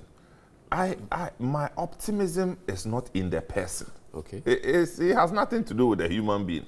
I'm saying that he is the driver of the Metropolitan Assembly. He's the chief executive. And what he did yesterday to show his plans of how he intends to tackle the environment, I have no reason to disbelieve him. I have no, the fact that somebody failed by just extrapolating to today shouldn't just mean that he has failed from beginning. He puts a hinge to it and says, somebody knows somebody. Somebody will make a call and somebody will be left off the hook. That's not the point I'm making. And do you have to deduce that from what he said yesterday? That because he organized a press conference means that somebody will call somebody? You can't connect the two. All we are saying is that, and my conclusion was that Ajesua can do all he can. Right. If Ghanaians don't change their attitudes, and you didn't pick on that one, and that's where I brought in the educational function of the NCC, which is seriously under-resourced. It's NCC is always treated like a forgotten. When you think the NCC is under-resourced? The last time they had money, they changed their logo. No, oh please. They used it to change their logo. No, but what are you talking about? What is rebranding? Rebranding is a communication tool, and that's also important. But they changed their logo to what purpose? To what extent? No, changing of logo is not just redrawing it. It's a whole communication effort. I understand. But we in the media, with lack of understanding, when they changed their logo, they've been complaining that they don't have money. They got money. The first thing to do was to change their logo. No. Beyond the logo, what has happened? How strong is the brand? You see, you are just ridiculing the whole. I'm just saying that. I'm asking questions. It is a communication effort. Right. Change logos are communication tools. To what purpose? No. Well, you should ask them first what the objectives of changing the logo would be. I mean, we can't sit here and just conjecture. What I'm saying is that it may be a tool of communication, and that we need to find out. But beyond that, they are not resourced, and it's a fact.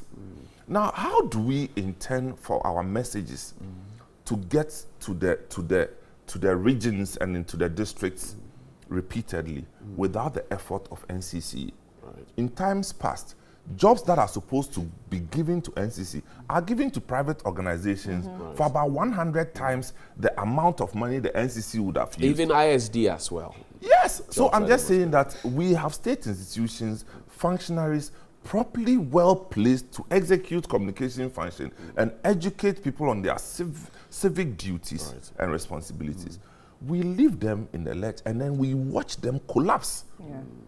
And so, yes, Ajesua can tell us his intentions and everything.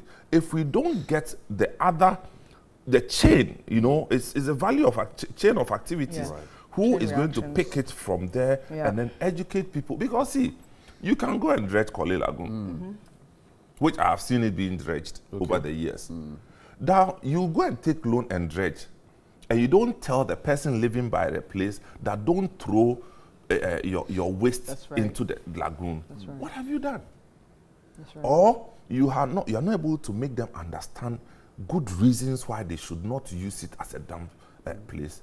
You haven't done anything. So it's a huge task. But the thing is, whether he succeeds, he fails, depends on the response, the attitudinal response that Ghanaians are going to undertake. And I would say as well, I just want to say, it would be also great if the mayor, with the support of, people in power, the MPs, just different people in power from all sides of the party, to also have some days where they are the ones cleaning. I don't know, I just feel like it. Sometimes, I know you're probably looking at me, Samuel, and saying, what is this child? No, if we can see our presidents, look what happened in Tanzania. Did you see how the president himself was part of the cleaning Haven't we up? seen that enough? Jerry Rawlings jumped into the gutter. At a point, even President Mills, the late President Mills, was in the gutter. Mayor Van der Poel was on the pavement with then local government minister Julius Debra on the pavement. They were applauding the president dig out the silt from the gutter. So in some countries, they do it monthly. It was their job, I think first at of the end of each month. In some countries, it's regular because you can't do it once, as in, I'm talking about the people in power. You can't do it once and assume people have changed minds. It's a practice thing. When you practice, you get better. And so if we're going to do it monthly, everyone should be on board. In Nigeria, they use the military. They use the military to enforce. I'm sorry. And then you can't leave your community. We will not solve the problem of indiscipline if we continue. Look, if you go to all the military installations in Ghana, the military men there, and they Ghanaians. They are. Of course. How come, as for them, they keep their places clean? Because of the enforcement over there. Discipline. Yes. Discipline So we know that it's lack of discipline and attitudinal challenges. look at We it. are not solving that, and we say we should get the minister and the people to No. come and show us how to. No, not Rollins show us. did it for You us. have to- we need to be John part- Mahama did it for us. President Julius Mills did it. Debra did it for us. They And need yet to we be are still part- living in it. They need to see, when you talk about military, when you get into the military, you're being trained, and even before you even get there, it's like a It is a mind revolution. So for the Okay. layman who has not been in that regimented system, you can't expect him to just Hannah, change I beg the to mind. I mean, I'm not supposed to be getting into the conversation, but I'm not a military man. If you come to my home, it's not dirty. Yes, and I'm Because sure you're it's because cultured in a you're particular way. cultured and In you're a probably particular way. raised. Yes. You're probably raised a mother. You're probably raised that we're to clean and everything. Some people, unfortunately, are not. And so, how can we also? It's like doing a PPP. It's like doing a partnership. We have the public, the people in power. Rather, and I then- think that people are reared. They are not raised. Ricky, finally on this one. You see, my brother said I did not take on the attitudinal change. I probably didn't use those words. But the attitude that he wanted me to talk about is different from the attitude that I harped on, which is the fact that we use our authority to get people who have wronged the law out of the way of justice. That is another aspect of our attitude.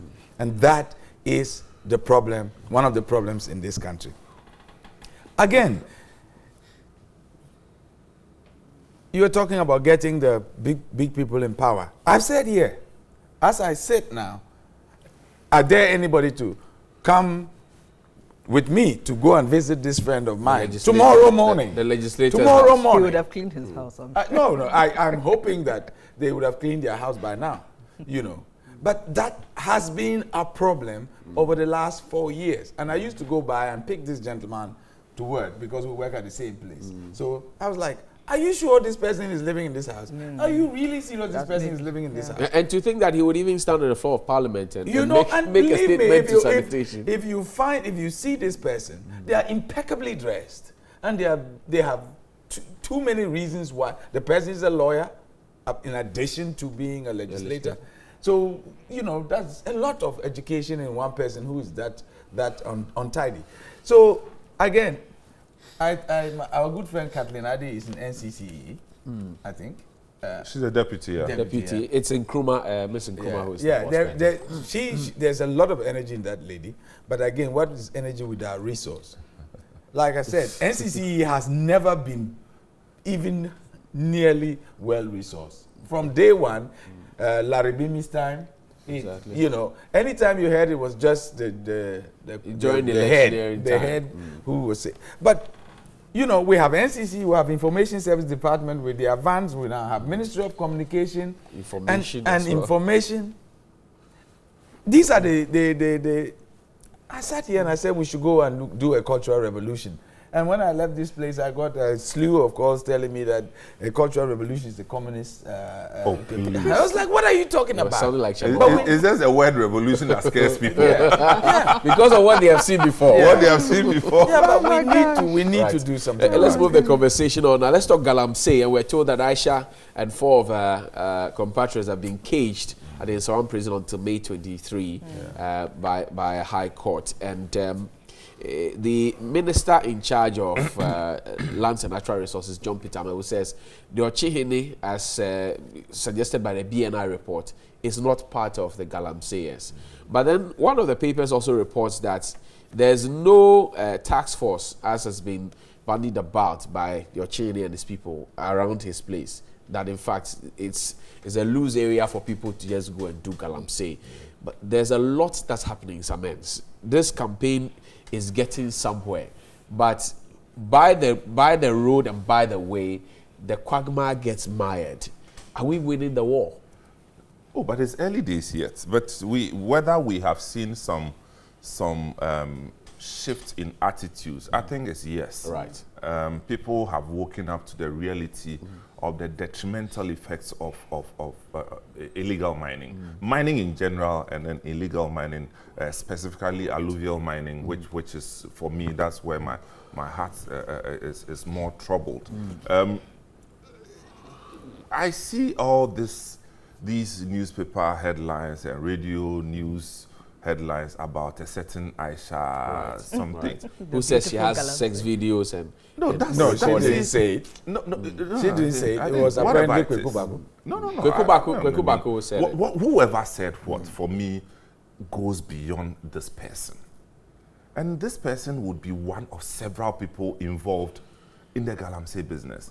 Now, somebody should answer this question. Whether this Aisha came from China or wherever she came from, and then she single-handedly went into a forest and started mining Galamsey. Who should answer that question, Samuels? The people who are making this whole thing seem like the moment you arrest Aisha, then you have solved all our Galamsey problems. Right. No. It's a fight that we have only started scratching the surface. Right.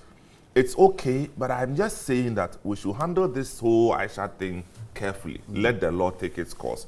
But there are more quote-unquote Aishas in the system who are not Chinese. They are Ghanaian people. Yes. And they are sitting, watching, and saying that it's just a matter of time and we'll go back to the forest.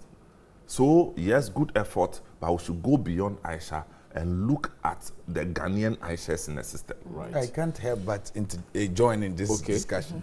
You must be the great-grandson of a soothsayer.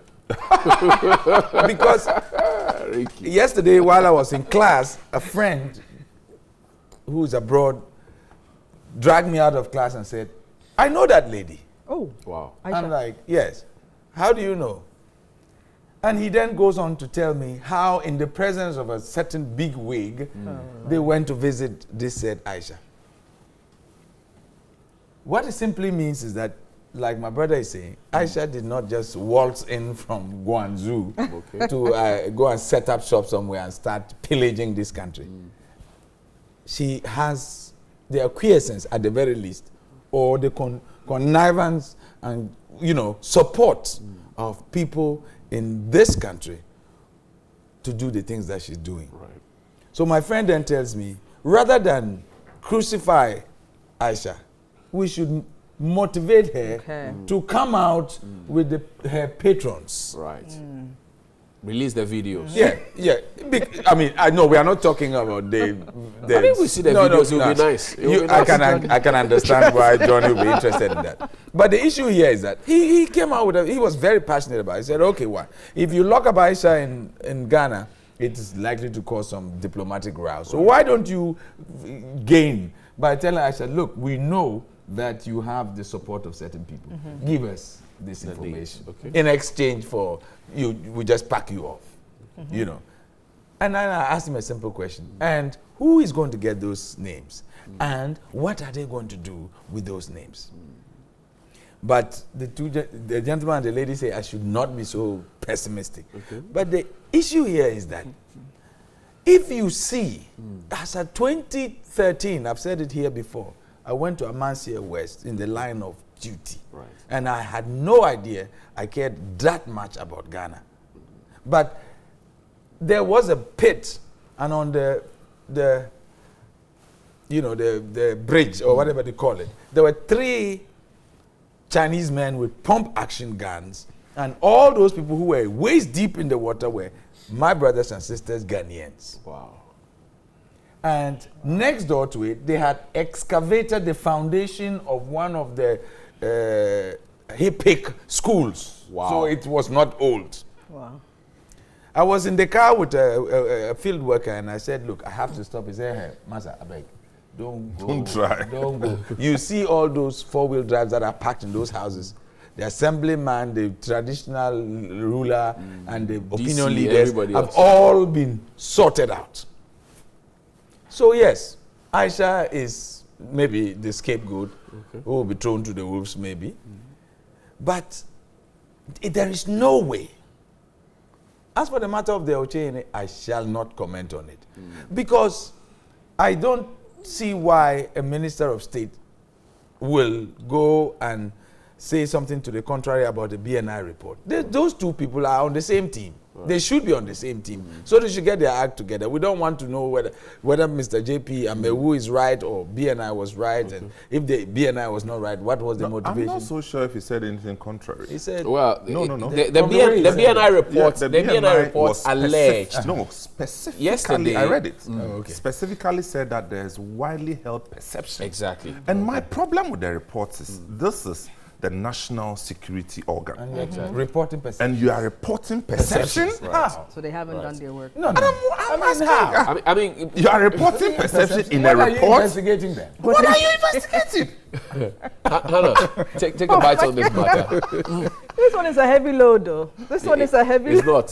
What men can do, women can do better. Oh, yes, that's true. And I'll just say put the task force in place and ensure that all those sites that are used for Galamsey are being taken care of. Yes, it's extra money, but whether you're going to then take the funds from the community, from the chiefs, you know, and then once things stop, maybe you can give them a portion back, unless the government obviously has money. Someone sent us a message this morning. Says in Upper Dentra, Galamsey is still active in spite of the ban on mining.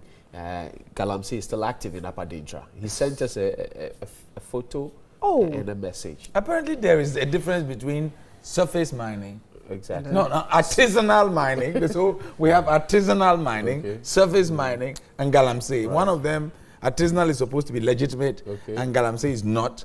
And the only difference is you have to find out for the person to give you their certification. Granted, the certification is not fake. Right.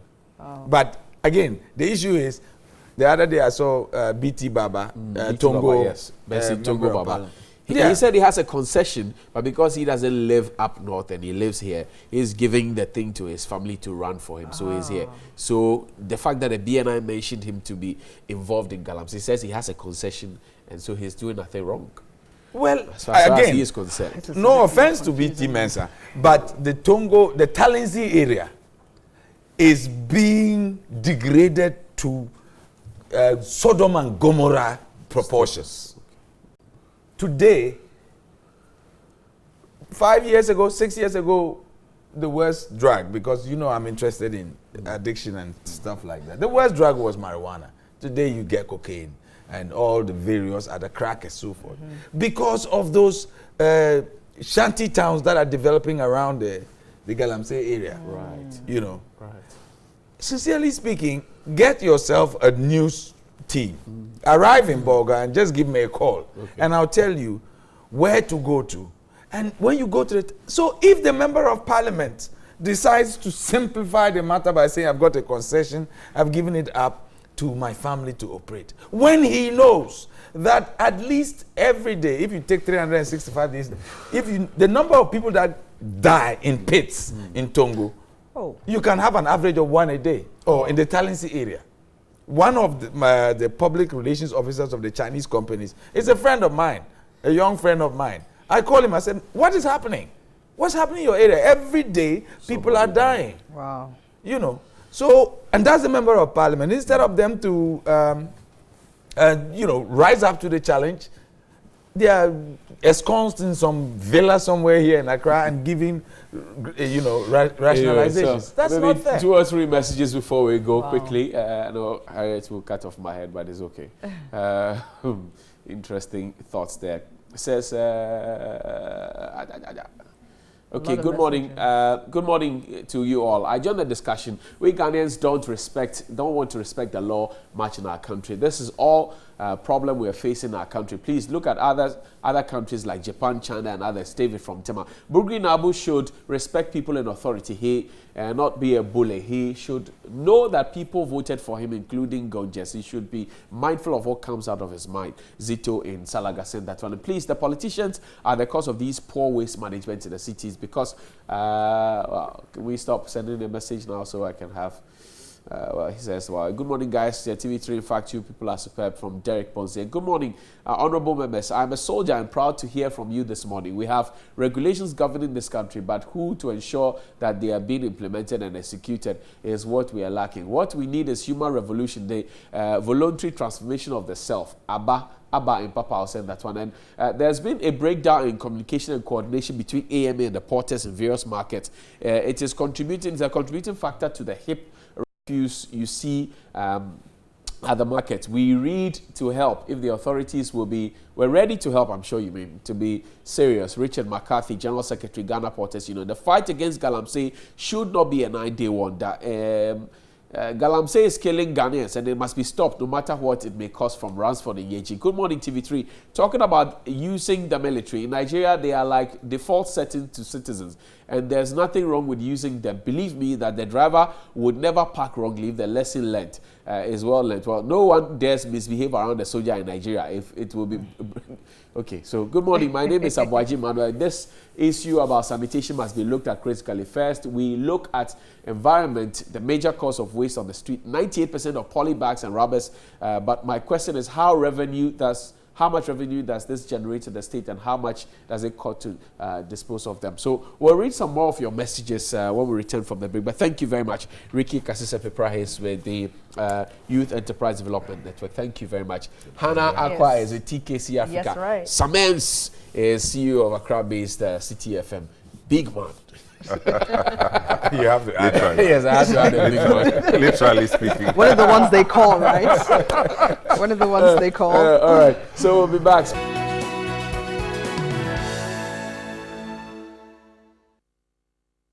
Back on your screens here on New Day, and you can join us via WhatsApp 0508235228. Let's get to know your thoughts and comments about the issues that we've discussed thus far. We're wrapping up at 9, but before then we can interact with you also on social media, on Twitter at News on TV3. Hashtag all your comments with TV3 New Day, and we'll share it with the rest of the wonderful world. Now, on to a very peculiar and important subject matter, security. And security on the continent of Africa and indeed across the world has become very paramount, especially if you care about, where you live and how you live and who's watching who and all of that. There's the Outstanding Security Personnel award that's been instituted in Ghana. 2 gentlemen have joined me. One, a very well-known face in terms of international relations and security issues. You cannot get it wrong with him. Dr. Vladimir Entry Danso is joining us. Doc, good morning. Thank you so Welcome. much. I like your olive green. Really? Green is my color, Yes, it is. It exudes life. Exactly. And the opposite of it, I wear brown to remind me of tomorrow death. Exactly. There's also lawyer Joseph Nwete, is a private legal practice counsel. Welcome. Good morning. Good morning. Grateful to have you here. So this OSPA, what is it about? Who started it and what's the purpose? Well, OSPA is a kind of reward mechanism or channel to recognize the work of security agencies and people in research in security. We have it in Australia, Norway, Oslo, Canada, Germany, Romania. And Romania. It's something worldwide because if you look at the uptick of the activism of non-state actors and the insecurity they bring about, then you'd realize that one of the things that we have to do in the 21st century is to be able to recognize security as an important element of our lives. Right. Unfortunately, in many more places, security is like given to some people. Right. And so this kind of award is to create awareness, first and foremost, and reward the hard work of those who really are making security work. And so this is the essence, and it's a worldwide thing. Perhaps my brother would add some more. Counsel, how do you fish out the people who are outstanding? For example, the average policeman on our street here, or the BNI operative that we do not know about, or the national security guy who follows the president around. How do you identify who is outstanding and who is not? We are going to set up a team. That's right. Who are with people research to try to identify these people. Therefore, it's not going to be anything like guesswork but there's going to be much input to identify this outstanding performance. And we are going to invite people who have to do the input. Yes, and tell us that I feel I have done this. Right, the various organizations themselves. Themselves will nominate people. They will nominate people. Then we have the team to vet. and then at the end of the vetting, we come out with how do we ensure that this doesn't favor the commissioned officers, the big boys, and it favors the other ranks as well? Because there could be other ranks who are doing, say, a sergeant, a WO, a lance corporal, who is doing fantastic, an inspector. But then, if you don't take it, this may favor, say, a colonel, a major, you know, the lieutenant. We are very much aware of corruption in all kinds such setups, be it celebrity kind of whatever it is, and such awards are fraught with corruption. But this involves security. And therefore, we are very careful about that, and we vet them. If it means using some of the security agencies to get the background of who is being vetted and the processes that are used in picking the people. And we have engaged the security agencies already. In fact, I've been to the IGP, we've spoken, the Minister of Interior, and the National Security Coordinator, they all are aware of what is happening. So come Friday, when we are going to launch this, they all will be there. So we'll set out the parameters. We'll show what we want. And for Ghanaians to understand, it's a worldwide thing. So that security awareness created in Ghana, one, it will allow our security agencies also to work hard because they know there is some award, someday, and that kind of thing. So it's not going to be something we are just going to handpick. Just because we... How do we ensure that this does also, you know, for example, I get nominated, I don't win, it would put me in a position of disadvantage and discourage me to put out my best, you know, in terms of security. Then it puts the people at risk, no? No, this award is going to be replicated over the years. And you know, with other awards that we've had, if you don't win this year, that one will rather motivate you to work harder to win. It's going to be a yearly affair. I see. And it's happening, the launch is this Friday. Where is it Friday. The Ghana Armed Forces Command and Staff College. At Teshi. Yes, just near Kofi Annan. We share the same wall with Kofi Annan. Very much, many personalities, high ranking. Tell me about them. Well, the IGP has indicated he would come. We believe that the Minister for Interior would be there. We believe that the military command, we have invited all those top people. And retired people in the security. We've invited all of them to be part of. And then we have Professor Gills coming from Britain, who is the head of this worldwide thing also. I see. To crown the occasion. In other countries where they have had this, what has been the impact? Say in the US, in Oslo, in Norway, wherever they have had it. What has been the impact on the state of security there? Very fantastic. The very reason why we want this thing done in Ghana, or the chapter in Ghana to be established, is the very fact of the essence of security in those areas. You know, when you create the awareness for security, it becomes easier to detect the abnormal. Unfortunately, there is very low security awareness in this country. Even the security agencies, the way they work, until they are prompted, you know, until people are prompted. For example, Act 350 enjoins the police to prevent crime and arrest crime and that kind of thing. But they may see crime and say, it's not my jurisdiction. I've had instances where people have reported that they had a problem and the policeman says that that is not his jurisdiction. And therefore, but elsewhere, citizens, the agencies that work for X or Y in security matters, are all part of the security apparatus. Because today, there is no guiding line between who is in the security and who is not in the security. The little that you will give the security agencies will help to stem some kind of untoward position. So, I mean, it's a serious thing that we should all embrace. And if I may come, it also creates a platform for all the players in the security to meet business-wise. And you have the opportunity to attend the auspices of other countries. So with this, there is some sort of networking, learning more about what is happening in other countries. So it's a good... If you win, if you become the Outstanding Security Personnel of the Year, what do you get? That one we are not going to disclose. We are not going to disclose. I was cautious. I thought you were... No. I'm curious. We can't disclose that. Why now. can't you disclose it? Well, it's an award. An award comes with something. So we aren't going to disclose. So they get a medal, for example? Well, even if you got a medal or if you got the handshake, and let's assume that on the day that we'll have the Ghana proper awards in January next year, and come to think of it that, say, His Excellency, the President of the Republic, is around and shakes your hands, and that is something, you know. And the media blows you out that way, that kind of thing. But there is something to it. I mean, there is something which we are not going to disclose I am now. curious about how all of this fits into international security. Very challenging things are happening across the world. For example, we understand that the Chibok girls, 83 of them have been released. 82. One says she will not come back because she found a husband there. That's right. I'm worried about how to, for example, integrate these people back into society.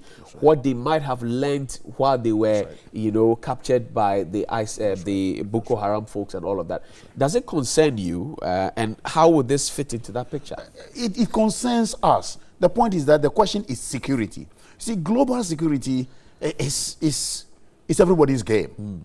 The point is that because of globalization, Chibok is not far from Accra. Right. Because of globalization, Chibok is not far from Richmond in Canada, for example. Right. The point we're trying to establish is that we want to let the whole world be part of security. Okay. Why? Because of the uptick of the activities of non-state actors. The Chibok girls you were talking about, the way they were even captured, makes headlines because the garrison over there was not overpowered by any shooting or that sort of thing. Right. They were tricked into even giving their vehicles for the evacuation of those girls. And they took them away, just quietly like that. And now that they have, some of them have been released, there is the problem of the psychological problems that they're going to have, whether some of them have been brainwashed, how they come back to society, whether they won't have some nostalgia of helping the Boko Haram and that kind of thing. All these things are problems for security. What we're trying to do, and throughout the world we're talking about, is that regime security, national security, and even human security must all lump themselves together to create a security that makes it possible for the whole world to understand that, look, I, before the rest, that is, everybody must live. And to make everybody live, you've got to be aware of security. Right. Is Galamsey a security issue? A big security issue. Is it? Very. And are we winning the war? Well, I think this time now, the way we have put our foot on the pedal, the accelerator, if we continue that way, we'll win the war. But in the past, and even now, corruption, politics have been the problems or the hurdles we had to hurdle before we get to the Galamsey this thing. So the corruption in the sense that who gives the concessions? People sit in Accra, and school buildings are in the concession area, and people are digging at the school buildings. I hear chiefs' palaces and whatnot, but we sit in Accra and give the concessions. That's number one. Number two, if we have given the concessions, are we supervising? Right. Who should do the supervision?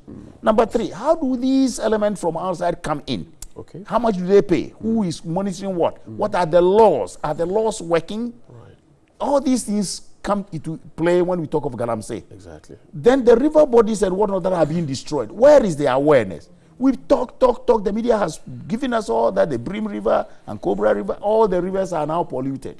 And if you see large expanse of land turned red earth. Exactly. You know Otumi? Yes. Otumi in Kade area. Absolutely. I remember in the 70s, I traveled along that route all the way towards Nkoko.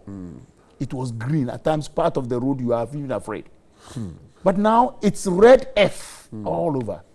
It's a security issue because the future of a country, water, we have to be importing water. The cyanide and that sort of thing they are using, it creates problems for the health. All of that. All that. So it's a security issue. Worst of all is the very fact that they had to create their own security networks in order to be able to fight this. It happened in Sierra Leone. Yes. One of the problems of the Sierra Leone war was the diamonds. Right. And people had to hire serious security people to come and with defend rifles with rifles, including Ukrainian former military men. People. So it's a big security issue. I don't know. Are we getting there? Is that where we are getting? Because we have seen a few rifles and all of that in the hinterlands. Almost. The first time I saw in the papers that Chinese have shot Ghanaians and Ghanaians have shot Chinese is part of my field. So I'm saying we are getting to a place where it is going to be very difficult to deal with. What do we need to do, Doc? The laws must work. The laws must work. Name and shame. We hear I told there are sex videos. Yes. Let it come out. People, the heads must roll. And then, look, elsewhere, I remember very well when I was in the U.S. then, when the deputy governor wanted to sell Obama's seat when Obama went in for the presidential, whatever it is. and he was caught on tape. The tape was played for the whole of America to know. The whole world saw it. And the man was put in shackles. Shackles, deputy governor.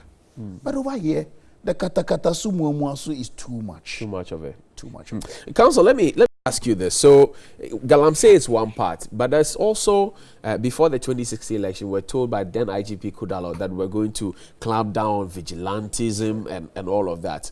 We have seen a recent upsurge of vigilante groups, Delta Force, Bamba Boys, Azoka Boys. 15 of them. You know, a whole compendium of them. Yes. How does this OSPA thing fit into it? Must we reward anybody? Because they seem to be failing us, really. We have security. You mean for us to reward the Bamba Boys?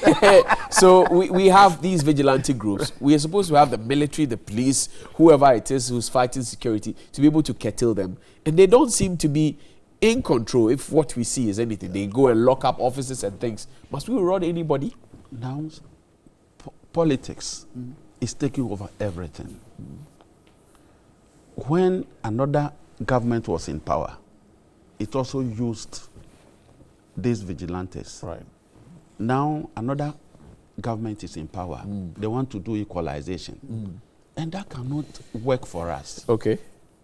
We need to go back to our values that we cherished in the olden days and stop this politicalization of everything. So if the government in power now can clamp down on the activities of its own foot soldiers or whoever they call them, right, I think the next government which will come into power will take a cue from that. Lawyer Nwete is a private legal practitioner. He's joined me this. So, Doc, Vladimir Nchidan, so grateful to have you. But then, finally, before you go, ISIS, Al-Shabaab, Boko Haram, they were around the continent. We saw it in Mali, we saw it in Kenya. We lost Professor Awuno there. Yes. And then we had our police put security at hotels and the rest. We don't see them around anymore. Is the threat gone? The threat is not gone. So why but I laughed when the government, then Baba Kamara, the National Security Advisor, announcing on air what measures we are taking. Look, ISIS and Boko Haram, they wouldn't come through your gendarmerie. Okay. Everybody, that you can work for ISIS without you knowing. So that time, in fact, he's my friend, and I told him that, look, that's another way to go. Okay. You can put all your gendarmes and whatnot at the hotels and whatnot, they will still bomb. You know, what we need is the security awareness we are creating now. If we are very, very conscious of security, that is the way to fight. They can come and build a big hotel over here and take the proceeds to fight a certain war somewhere. Wow. They can come in all forms. Wow. No, the type of terrorism we're having today is an intelligent kind of terrorism. They are always one step ahead. Okay. They are not going to attack Ghana because we have our How do we get up close and personal with them so we are able to fight them boot for boot? You don't have to. You got to. In fact, today fighting the war on terror is intelligence. Okay. Period.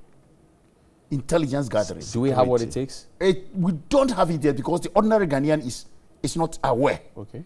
You know, and that's what we need to create.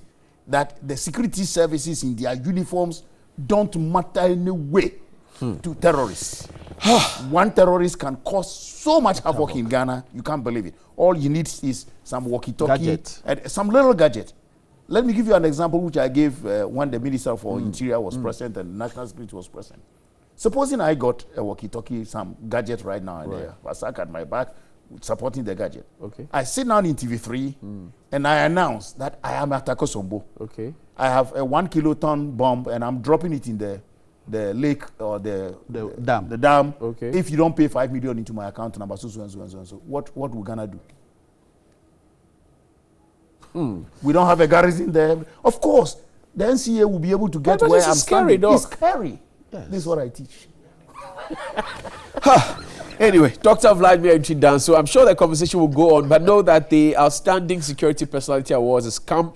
We'll have it in January next year, but the launch is on Friday. It's happening at the Ghana Armed Forces Staff and Command College. Right. And it's at 10 a.m.? 10 a.m. 10 a.m., sure. So all the big boys will be there. Make your way there and find out what exactly will be at stake when somebody becomes, maybe you don't never know, I could be the security personality of the year. We'll be right back. Sure. Yes. Sure.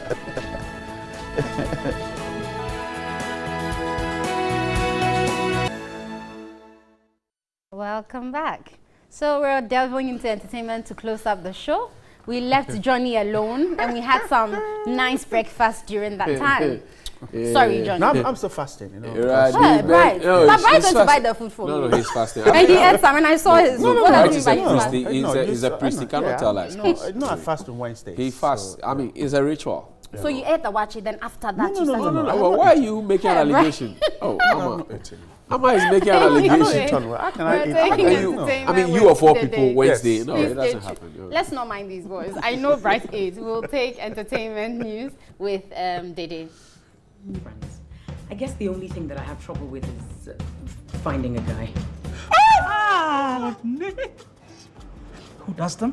Usually I don't date women as old as you. Excuse me? You probably know her as someone who does a whole bunch of things. I think she speaks different languages as well. She practically grew up all over the world. I'll call her the internationally multilingual Michelle NewDay. How are you, girl? I'm good, girl. How are you? I like that introduction. Thank you. You're making me sound better than I am. But but you're good. Thank you. You're good. You're better. You're best. Thank you. Amen.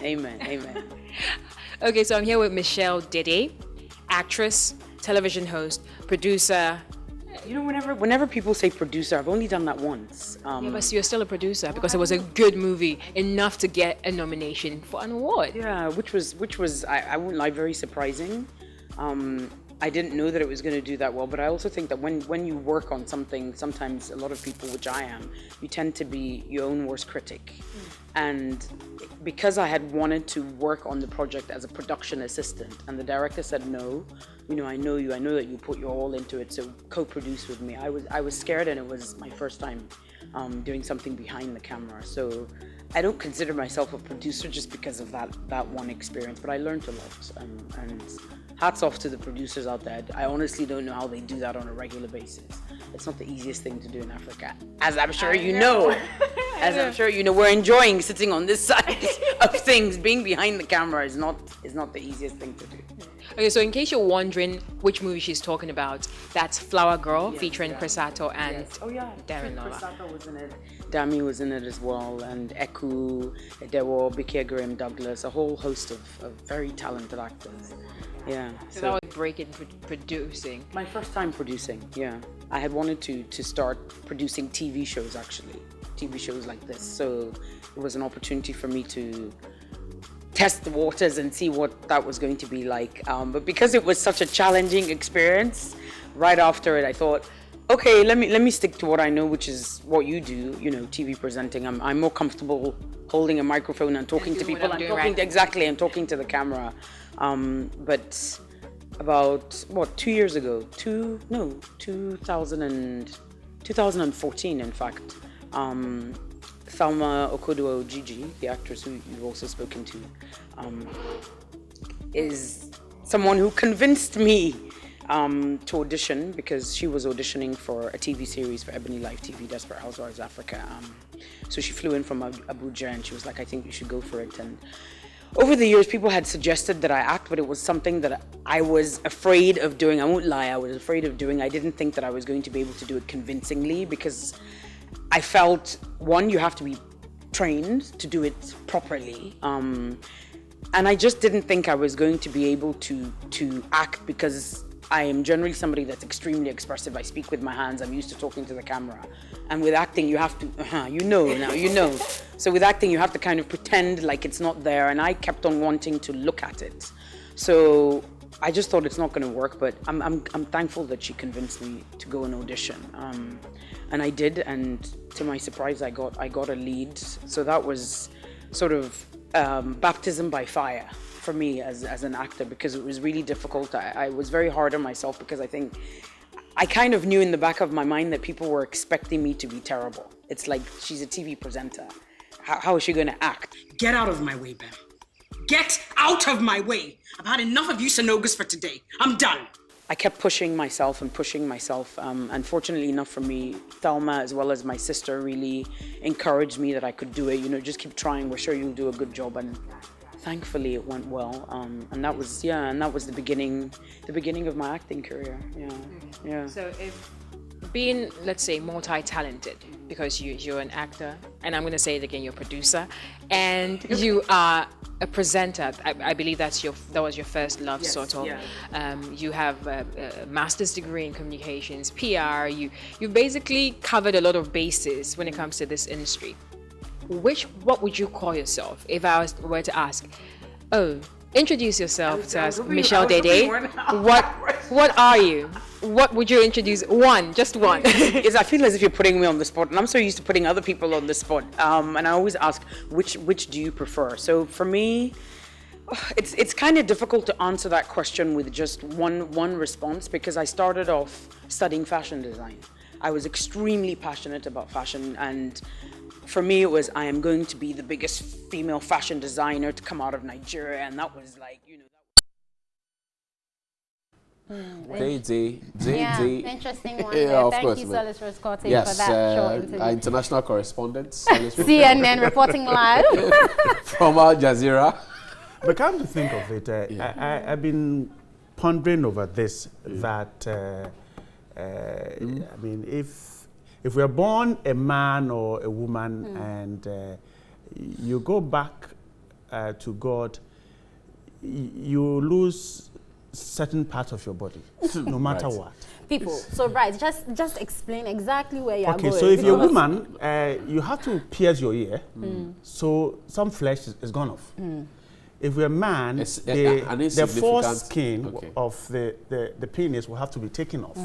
So if your parents want it to be taken off. So the conversation with Dede will continue tomorrow here on New Day. Thank you for watching the program. Just about one. It says, good morning, honorable members. I'm a soldier. I'm proud to hear from you this morning. They say you have regulations governing the country, and the drivers should stick by it. Thank you very much. So we'll see you tomorrow. Okay. It's Thursday. Yes, same time. Make a date with us. You know where the ish town. Yeah, you understand. Yeah. Maybe tomorrow we'll give them a song. Yeah. A trial. Yeah. Melody. Like, we take you over. We'll come back with all a gospel. Our body parts intact. Okay. Have a great